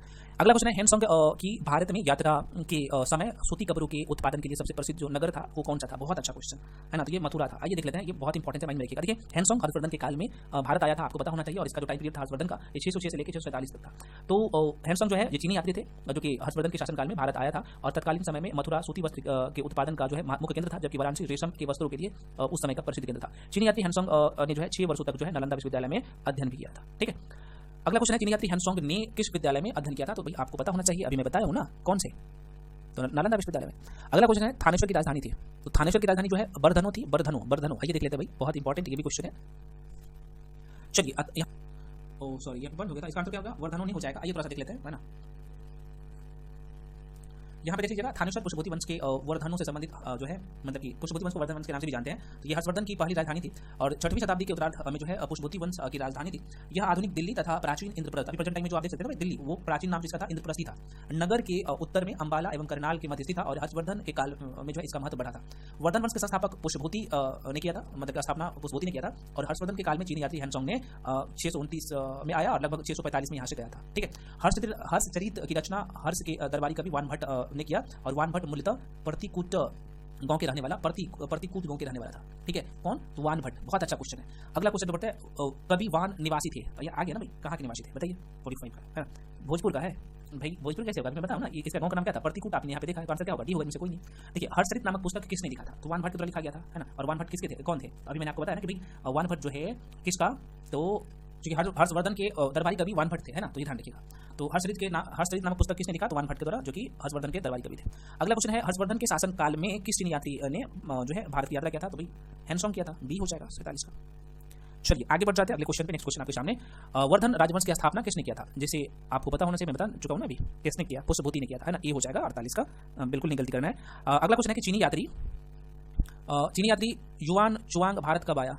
जिसे आप सब कह सकते हैं जो है हैंसोंग, है ना। हैंसोंग, वान चुआंग जो है ये हर्षवर्धन का ही नाम है। ठीक है, तो गलती मत करिएगा। बी हो जाएगा, 629 में आया था और 645 तक लगभग रहा था। चलिए, यहाँ पे निम्नलिखित कथनों को आपको सम्मिलित करना है, जो स्टेटमेंट है उसे सम्मिलित करना है, और आइए आंसर भी टिक करना है। थोड़ा सा फास्ट में, टाइम कम है ना, और टाइम का कंज्यूमिंग है ही, तो फास्ट में चीज़ों करना पड़ेगा भाई साहब। ठीक है, तो ये कॉलम 1 है और कॉलम 2 है। तो देखिए, चंद्रगुप्त प्रथम का विवाह जो है कुमार देवी के साथ हुआ था, है ना। समुद्रगुप्त की मैं बात करूँ तो यहीं पे अगर मैं बात कर लूँ, समुद्रगुप्त जो है ये पर्याग प्रशस्ति शिलालेख से संबंधित है, और कुमार गुप्त की बात करें, हालांकि यहाँ पे लिखा हुआ है, आप देख लीजिएगा। चंद्रगुप्त द्वितीय की अगर बात करें तो चंद्रगुप्त द्वितीय जो है विक्रमादित्य का उपाधि धारण किया था, है ना ये। और कुमार गुप्त प्रथम जो है महेंद्र दत्त का जो है, कुमार गुप्त प्रथम का महेंद्र दत्त भी नाम था। तो इस तरीके से आप देख सकते हैं, यहाँ पे मैं लिख दिया हूँ चंद्रगुप्त प्रथम का जो है पत्नी का नाम कुमार देवी था। समुद्रगुप्त के बारे में जानकारी पर्याग शिलालेख से मिलता है। चंद्रगुप्त द्वितीय जो है विक्रमादित्य को उपाधि धारण किया था, और कुमार गुप्त प्रथम जो है महेंद्रादित्य की भी उपाधि धारण किया था। ठीक है, तो आपको पता होना चाहिए। अगला क्वेश्चन है, कलहन की पुस्तक का नाम क्या है? अच्छा सा क्वेश्चन है, बताइएगा। तो राजतरंगी इसके पुस्तक का नाम है, आपको पता होना चाहिए। देखिए, ऐतिहासिक रचना में सर्वाधिक महत्व कश्मीरी कवि कलहन द्वारा रचित राजतरंगी की है। यह जो है संस्कृति साहित्य में ऐतिहासिक घटनाओं का क्रमबद्ध इतिहास लिखने का प्रथम प्रयास किया, और किरदार दुनिया पुस्तक के लेखक जो है भारवी है, जो कि पल्लव काल के थे, और पूर्व गुप्त काल में शीशे के सिक्के बड़ी संख्या में सातवाहनों ने जारी किए थे। ठीक है, आइए देख लेते हैं कि पूर्व गुप्त काल में शीशे के सिक्के एक बड़ी संख्या में जारी किए थे, तो सातवाहनों ने किया था, है ना, अभी आपने देखा। तो ये हो जाएगा आंसर। अगला क्वेश्चन है, किराता दुर्निया पुस्तक के लेखक कौन है? तो अभी आपने देखा ना, जिसका नाम है भारवी है। ठीक है, तो आंसर डी हो जाएगा इसका। बढ़ जाते हैं अगले क्वेश्चन पे। नेक्स्ट क्वेश्चन आपके सामने, अगला चैप्टर ही है हम लोगों का, लास्ट चैप्टर है, सेकंड लास्ट है शायद। चलिए, तो यहाँ पे आप देख सकते हैं फ्रेंड्स, क्वेश्चन है विक्रमशिला विश्वविद्यालय किनके द्वारा स्थापित किया गया था? विक्रमशिला विश्वविद्यालय। ठीक है, सभी लोग जानते हैं, मुझे पता है, ठीक है। और ये क्वेश्चन आपको पता होना चाहिए, और सर्टिफिकेट पेज में भी पूछा गया था, 69 में भी शायद ये क्वेश्चन रिपीट हुआ था ना, विक्रमशिला विश्वविद्यालय तो धर्मपाल के द्वारा, ठीक है। आइए देख लेते हैं धर्मपाल के बारे में बेसिक इन्फॉर्मेशन। देखिए, विक्रमशिला विश्वविद्यालय वर्तमान बिहार के भागलपुर जिले में स्थित था और इसका स्थापना 8वीं शताब्दी में पाल शासक धर्मपाल के द्वारा किया गया था। यहाँ के आचार्यों में जो है दीपांकर श्री ज्ञान का जो है नाम सर्वाधिक उल्लेखनीय है। किसका? तो दीपांकर का। और इस विश्वविद्यालय के कुलपति थे कौन? तो दीपांकर ही इस विश्वविद्यालय का कौन सा? तो विक्रमशिला विश्वविद्यालय के कुलपति थे दीपांकर। अगला क्वेश्चन है, तंजौर स्थित राज राजेश्वर मंदिर का निर्माण किसने करवाया था? इतना इंपॉर्टेंट क्वेश्चन है और ये बीपीएससी का फेवरेट क्वेश्चन है, ठीक है, तो गलती मत करिएगा। आंसर इसका सी हो जाएगा, राज राव प्रथम हो जाएगा। इसका टाइम पीरियड था 985 से 1214 ईस्वी। देखिए आगे देख लेते हैं इसके बारे में। कह रहा है कि तमिलनाडु के तंजौर में स्थित राज राजेश्वर मंदिर का निर्माण चोल शासक राजा राज प्रथम ने किया था। इसका इस टाइम पीरियड में किया था, ठीक है, 985 से 1214 ईस्वी में द्वारा 11वीं शताब्दी में कराया गया था। और यह मंदिर भगवान शिव को समर्पित है। राजेश्वर मंदिर जो है भगवान शिव को समर्पित है। इसे दक्षिण मेरू के नाम से भी जाना जाता है, राजेश्वर मंदिर, ठीक है। और यह विश्व का अपनी तरह का पहला और एकमात्र मंदिर है जो ग्रेनाइट से बना हुआ है। तो देख सकते हैं इस मंदिर का खासियत, और देख सकते हैं एक क्वेश्चन में आपको सारी इन्फॉर्मेशन उस मंदिर का मिल गया, ठीक है। खजुराहो का जो है विश्व प्रसिद्ध मंदिर का निर्माण करवाया था, कौन करवाया था? बिल्कुल आंसर सी होगा, चंदेलो शासक ने। चंदेलो ने किया। देखिए खजुराहो कहाँ पे है? तो आप एमपी में है, ठीक है। आइए देख लेते हैं। तो खजुराहो के मंदिर का निर्माण चंदेल राजाओं द्वारा 950 से लेकर 250 का टाइम पीरियड में ये करवाया था। ये मंदिर वास्तुकला के कौन से शैली पर आधारित है? तो नागर शैली पर आधारित है, नागर शैली का उदाहरण है, जिसमें संपूर्ण मंदिर का निर्माण विशाल चबूतरे पर किया गया है। और यहाँ के मंदिरों की नक्काशी हिंदू जीवन शैली के 4 पुरुषार्थों धर्म, अर्थ, काम और मोक्ष को दर्शाता है। ये मंदिर अपनी कामुक भाव से मुक्त मूर्तियों के लिए विश्व प्रसिद्ध है, ठीक है, तो थोड़ा सा ध्यान रखिएगा। अगला क्वेश्चन है, वत्सराज किस वंश से संबंधित है? वत्सराज किस वंश से संबंधित है, ये पूछ रहा है आपसे। तो आंसर क्या होगा? गुर्जर प्रतिहार वंश से जो है वत्सराज संबंधित है। आइए देख लेते हैं। देखिए वत्सराज गुर्जर प्रतिहार वंश का शासक था और इसका शासनकाल 775 से लेकर 800 ईस्वी तक था। गुर्जर प्रतिहार वंश का जो है संस्थापक नाग भट्ट प्रथम, इसका टाइम पीरियड था 730 से 756 ईस्वी तक था। अगला क्वेश्चन है, संध्याकार नदी के प्रसिद्ध ग्रंथ जिसका नाम है रामचरित की विषय वस्तु का संबंध है, ये पूछ रहा है। तो आंसर हो जाएगा ए, पालवंशी रामपाल से। आइए देख लेते हैं। देखिए संध्याकार नदी में बोल दिया हूँ क्या, यहाँ पे नंदी है, माफी चाहता हूँ, नंदी। देखिए संध्याकार नंदी के प्रसिद्ध ग्रंथ जिसका नाम है रामचरित की विषय वस्तु का संबंध पालवंशी रामपाल से था। संध्याकार नंदी पाल राजाओं द्वारा आश्रय प्राप्त एक विद्वान थे, तो आपको ये पता चल गया यहाँ पे संध्याकार नंदी कौन थे, ठीक है। इन्होंने अपने ग्रंथ रामपाल चरित या रामचरित में राजा रामपाल की उपलब्धियों का वर्णन किया। इस ग्रंथ में जो है पाल शासकों को समुद्र देव की संतान कहा है। और इस ग्रंथ में बौद्ध साहित्य की जो है उन्नति और तिब्बत से भारत आए विद्वानों का वर्णन मिलता है। विक्रमशिला शिक्षा केंद्र के संस्थापक पाल शासक धर्मपाल था, आपको पता होना चाहिए। और औदंतपुरी शिक्षा केंद्र पाल शासकों के अधीन बिहार राज्य में स्थित है।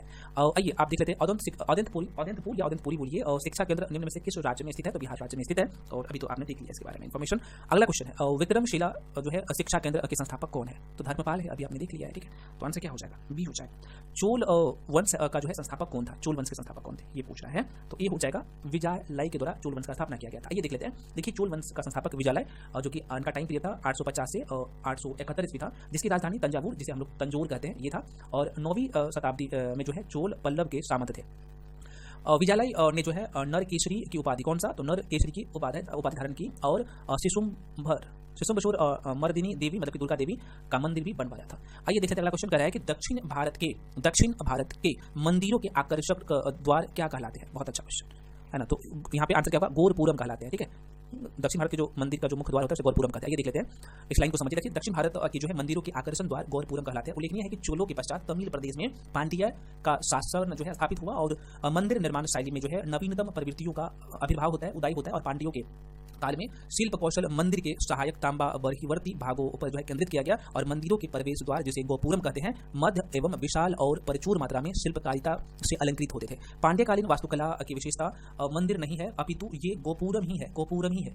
गोपुरम एक प्रकार का आयताकार भवन होता है जिसकी जो है शिखर ऊपर की ओर चौड़ाई में क्रमशः कम होती है, ठीक है। तो ये आप थोड़ा सा ध्यान रखेंगे। अगला क्वेश्चन है कि 12वीं सदी में राष्ट्रकूट वंश के जो है 5 शिलालेख किस राज्य में मिले हैं? अच्छा क्वेश्चन, जवाब आप सभी लोग देंगे, मुझे पता है। बी हो जाएगा कर्नाटक में। और देखिए 12वीं सदी के राष्ट्रकूट वंश के जो है 5 शिलालेख कर्नाटक राज्य में मिले हैं। अगला क्वेश्चन है, दक्षिण भारत के जो है साहूकारों का क्या नाम था? 11 नंबर का बिल्कुल बी हो जाएगा। यहाँ पे चेट्टी नाम था इसका। देखिए दक्षिण भारत में साहूकारों का चेटिया या फिर सेट्टी भी कहा जाता था। अगला क्वेश्चन है, परमार वंश के संस्थापक परमार वंश का स्थापना या फिर स्थापित किया था, ये पूछ रहा है आपसे।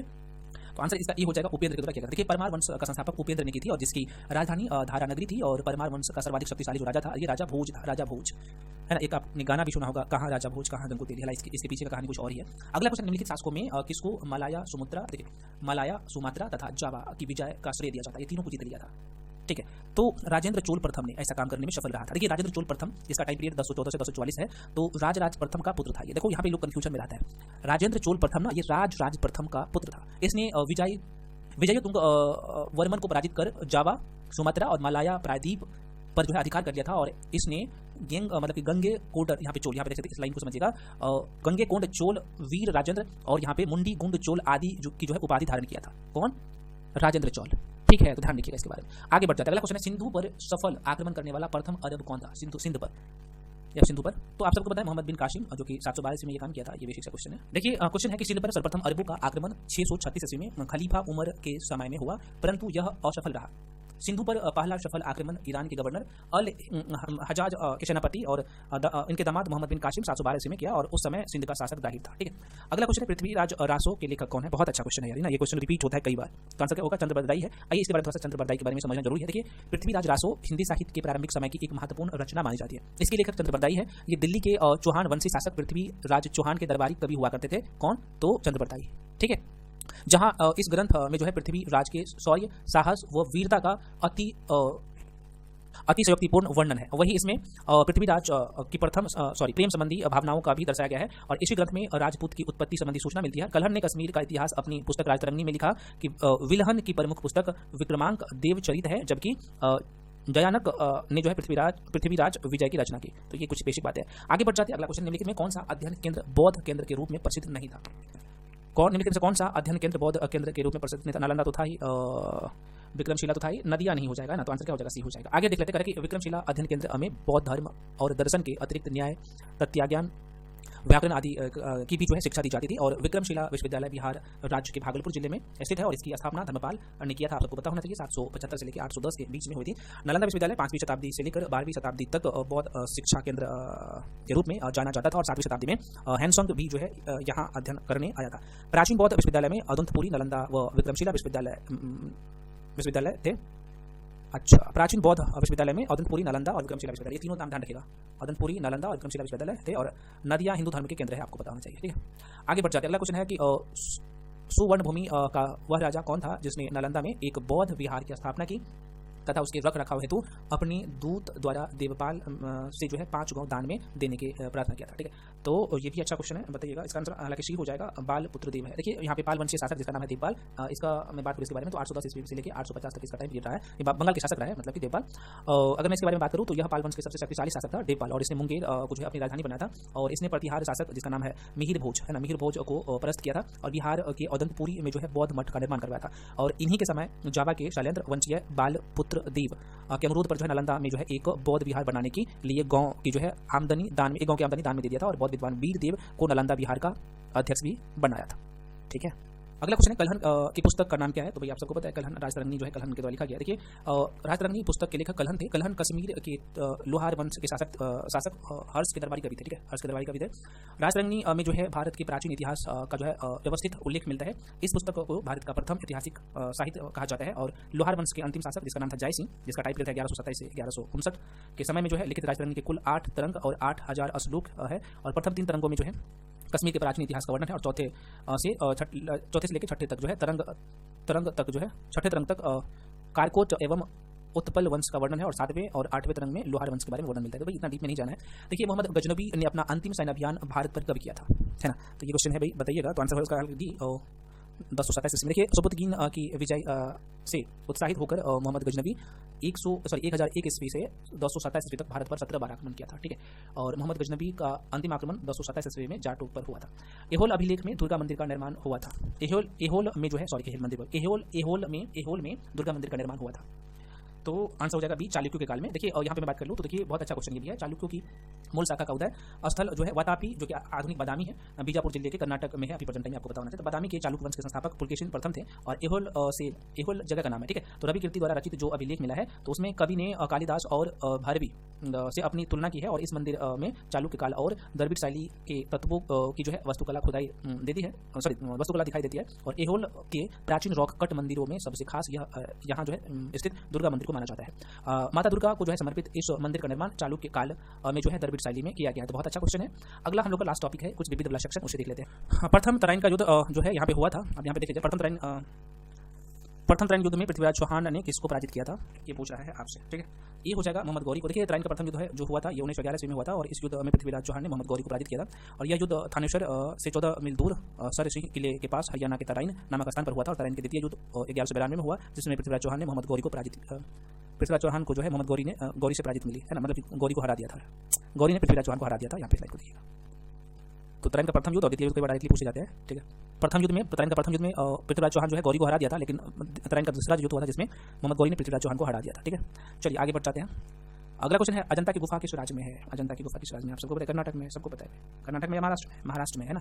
बादामी की गुफा कर्नाटक में। तो आंसर क्या होगा, बी हो जाएगा। कह रहा है कि महाराष्ट्र राज्य के औरंगाबाद जिले में स्थित ये कौन सा, तो अजंता की गुफा है।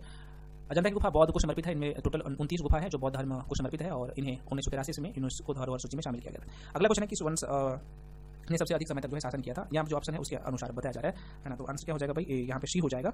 गुप्त वंश का टाइम पीरियड जा रहा है, ठीक है। मौर्य वंश का आप देख सकते हैं ये 323 ईसा पूर्व से लेकर 284 रहा है। शुंग वंश का यहाँ पे ये रहा है 184 से 75 ईसा पूर्व। गुप्त काल का 275 से लेकर 555 ईस्वी तक रहा है और कुषाण का प्रथम शताब्दी तक रहा है, ठीक है। तो सर्वाधिक लंबा जो कार्यकाल है ये गुप्त वंश का रहा है।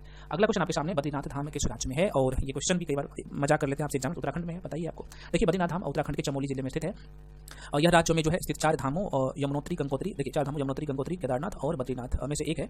बद्रीनाथ धाम में जो है भगवान विष्णु मंदिर है और माना जाता है कि इसका निर्माण शंकराचार्य के द्वारा करवाया गया था। आगे बढ़ जाते हैं। क्वेश्चन है कि यहाँ पे बुदूर विश्व में जो है सबसे अद्भुत स्तूप और इसकी मूर्ति और मूर्ति कला किसका जो है शानदार उदाहरण है, ये पूछ रहा है ना। 5 नंबर का आंसर हो जाएगा डी, भारत जावा कला है ना। अब देखिए बुदूर स्तूप जो है इंडोनेशिया के मध्य जावा प्रांत में स्थित है और यह 8वीं शताब्दी ईस्वी के मध्य जो है महायान बौद्ध विहार है और इसका निर्माण शैलेंद्र वंश के शासकों द्वारा किया गया था। और यह जो है स्तूप स्थापत्य की जो है छत एवं सोपान शैली और इसकी तक्षित दीवारों की जो है विलक्षणता के लिए प्रसिद्ध है।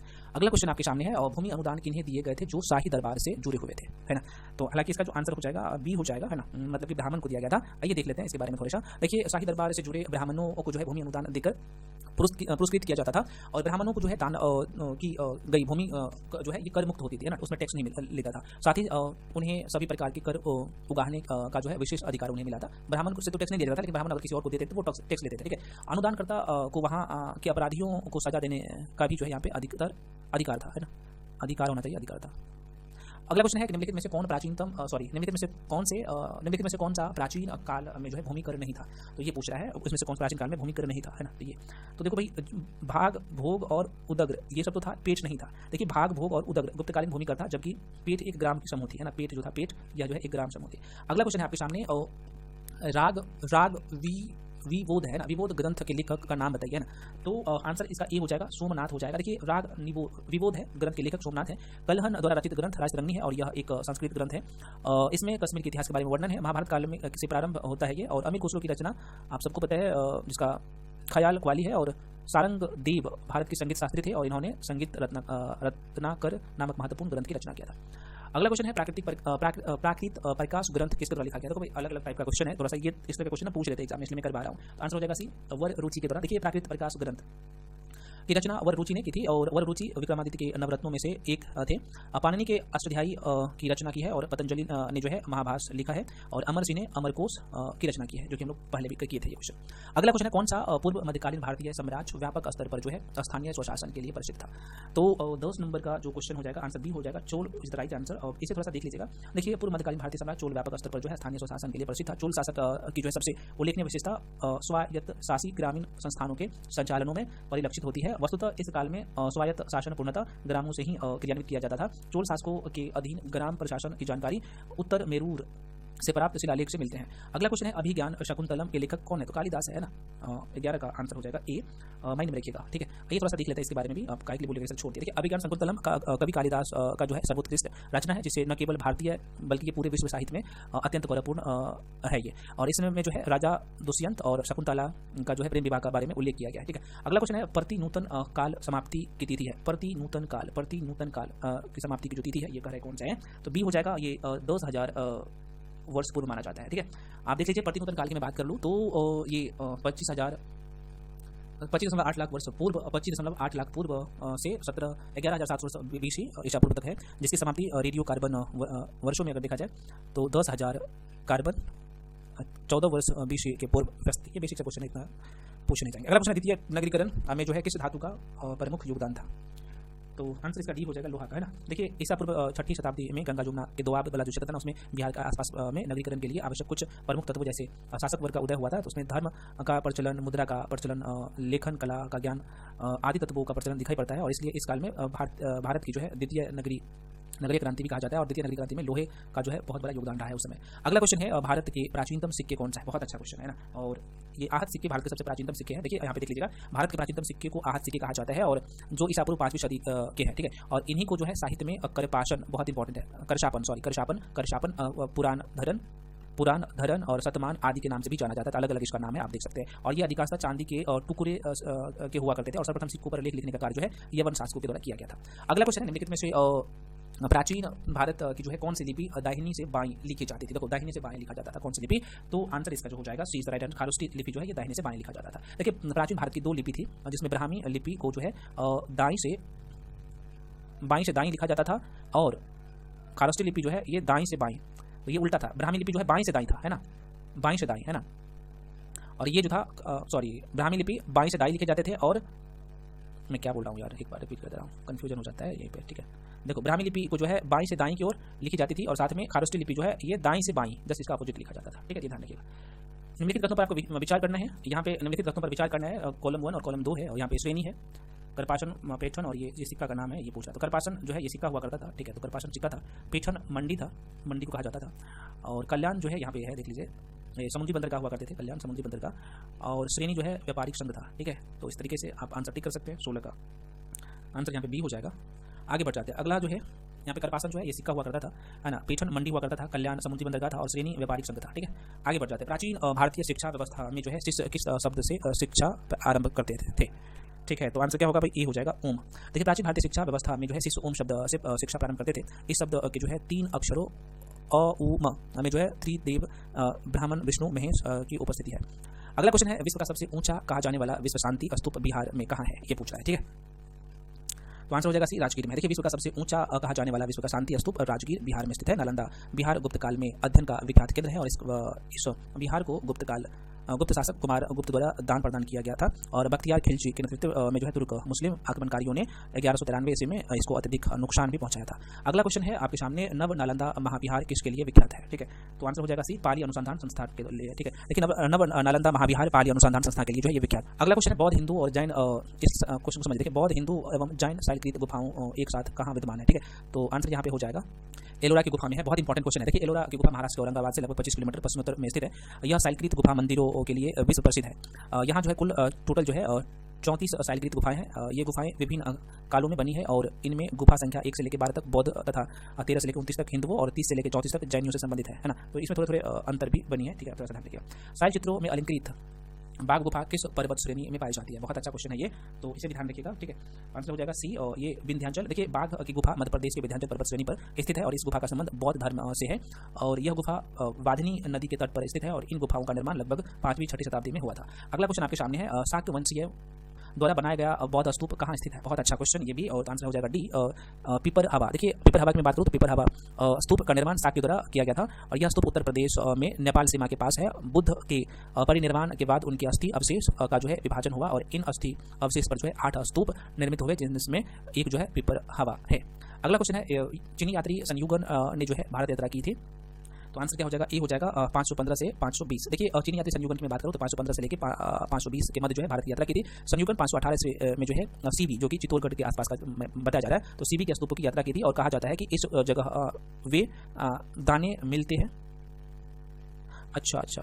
कहा था, इनका कहना था कि कहा था कि इस जगह वे दाने मिलते हैं जो आग में नहीं जलते और लोग तापघात से बचने के लिए इसका प्रयोग करते हैं। और इसने अपनी यात्रा में बौद्ध धर्म से संबंधित प्रतियां जो है एकत्रित किया था। ठीक है, अगला क्वेश्चन है सोपनवासवदत्ता के लेखक कौन है, इसका जो है ऑथर कौन है, ये पूछ रहा है। तो आंसर आपको पता है कि भास है ना, भास के द्वारा लिखा गया है। देखिए, सबसे पहले संपूर्ण नाटक रचने किससे, महाकवि भास को है। और स्वपन वासवदत्ता भास की प्रमुख रचनाओं में से एक है। यह रचना राजा उदयन एवं वासवदत्ता की कथा पर आधारित है। भास की बात करें तो कालिदास के पूर्ववर्ती थे और टी गणपति शास्त्री ने भास के 13 नाटकों की खोज निकाला था।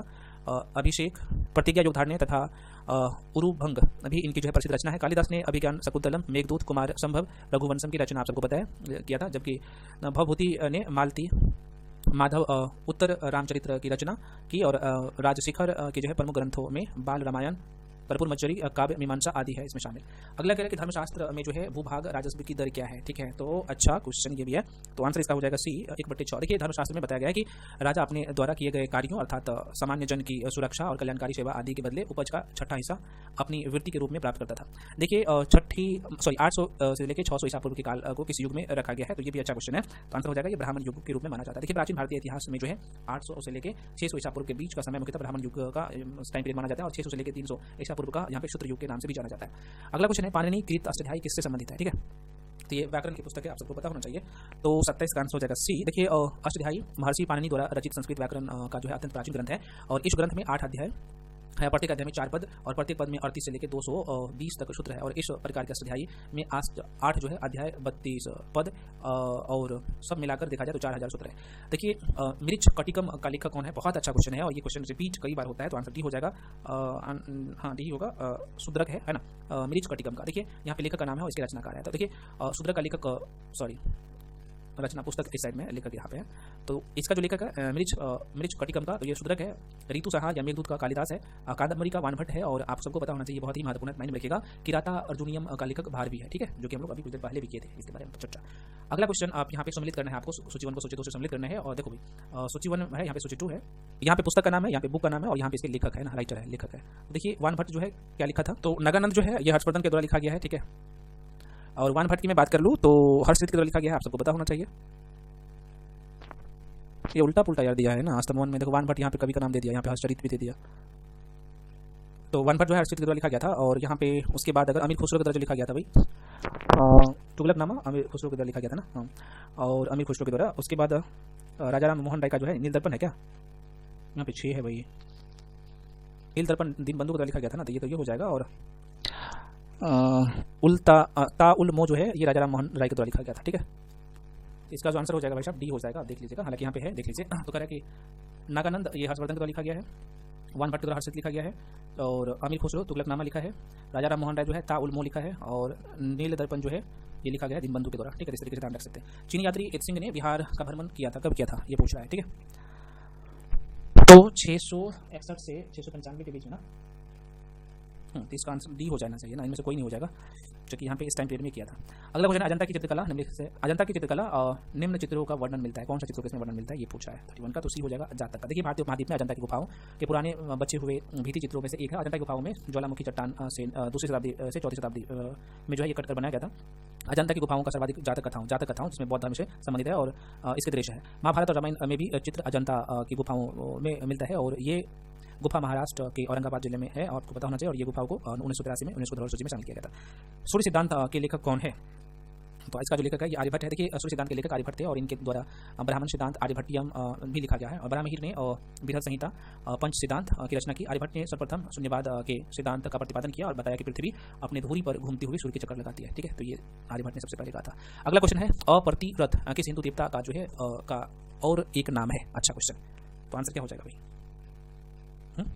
बिल्कुल यहाँ पे आंसर हो जाएगा ए हो जाएगा, विष्णु। देखिए, विष्णु का एक नाम अप्रतिरथ भी है और अप्रतिरथ का आशय विचरण करने वाले होता है। इतिहास में समुद्रगुप्त को भी जो है एक उपाधि अप्रतिरथ थे।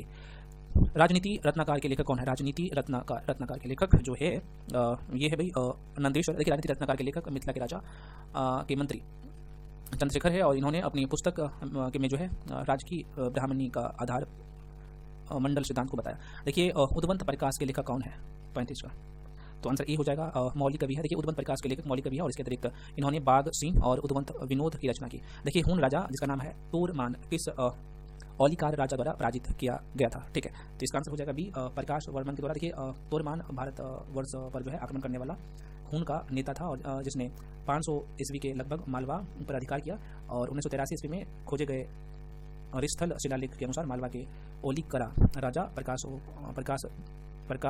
धर्मन ने उसे हराया था। प्रकाश वर्मन होना चाहिए, धर्मन है, धर्मन ही है शायद। अगला क्वेश्चन है, यहाँ पे आप देख सकते हैं क्वेश्चन कर रहा है कि तंजावुर में बृहदेश्वर मंदिर का निर्माण किस राजा द्वारा करवाया गया था। बहुत अच्छा क्वेश्चन, वेरी वेरी इंपॉर्टेंट है, ठीक है। तो आप सबको पता है ये राजा चोल प्रथम के द्वारा। देखिए आज देख लेते हैं इसके बारे में। देखिए चोल स्थापत्य के क्षेत्र में राजराज जिसे हम लोग राजा चोल कहते हैं, तो प्रथम राजराज प्रथम का योगदान जो है सर्वप्रथम आता है, सबसे नवीन है। तंजौर में जो है उसने उसके द्वारा निर्मित बृहदेश्वर मंदिर या राजेश्वर मंदिर के नाम से जाना जाता है, जो शिव भगवान के मंदिर है।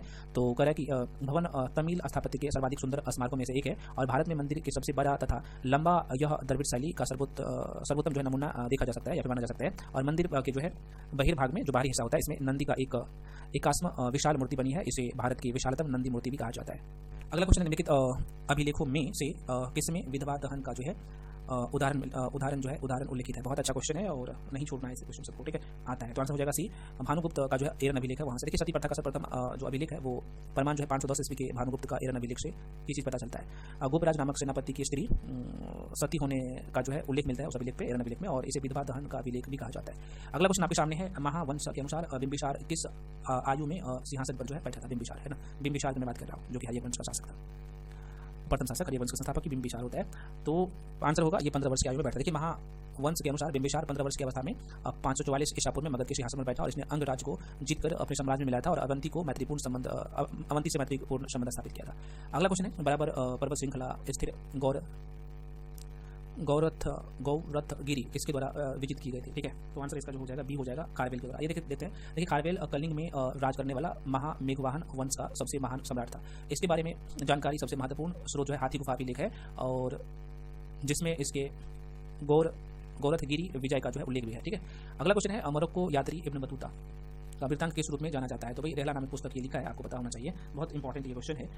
देखिए अगर मैं बात कर लूँ इब्न बतूता के बारे में, देखिए 1333 में इब्न बतूता मोहम्मद बिन तुगलक के काल में भारत आता है और पहले उसे दिल्ली का काजी मतलब कि न्यायाधीश नियुक्त किया था और बाद में चीन के राजदूत बनाकर जो है भेजा था मोहम्मद बिन तुगलक ने, और उसने रहला नामक पुस्तक मोहम्मद बिन तुगलक ने लिखा था, इस पुस्तक की रचना किया था। तो हम लोग फ्रेंड्स जो है पूरे तरीके से बीपीएससी के द्वारा जितने भी एग्जाम कंडक्ट किए जाते हैं, जैसे डीपीओ हो, बीपीएससी हो, एपीओ हो, अलग अलग एग्जाम था, सारे एग्जाम का क्वेश्चन हम लोग यहाँ पे किए हैं। और उसके बाद आप सबको पता है कि 69 बीपीएससी से लेकर 38वीं बीपीएससी तक का सारे क्वेश्चन भी यहाँ पे किए हैं, तो देख सकते हैं। और ये लास्ट पार्ट था, मतलब कि 2 पार्ट दिया हूँ, तो ये लगभग देखा जाए तो लगभग 2.25 घंटा का वीडियो ये है और 1 घंटा का वो 3 घंटा में पूरा प्राचीन भारत का इतिहास खत्म। और इसका मैं आपको जो थ्योरी पढ़ाया हूँ उसका जो पीडीएफ है उसे रिवीजन करिए और इसे बार-बार कंप्लीट कर लीजिए। एग्जाम में क्वेश्चन नहीं छूटेगा, इतना तो मैं कह सकता हूँ। तो मल्टीपल रिवीजन करिए, ज़्यादा से ज़्यादा मॉक टेस्ट लगे, मॉक टेस्ट लगाना जरूरी है। एग्जाम तक मैं फिर से कराऊँ, 35 से कम 40 टेस्ट सेट हो जाना चाहिए, ठीक है। तो मिलते हैं अगले वीडियो में, तब तक के लिए जय हिंद।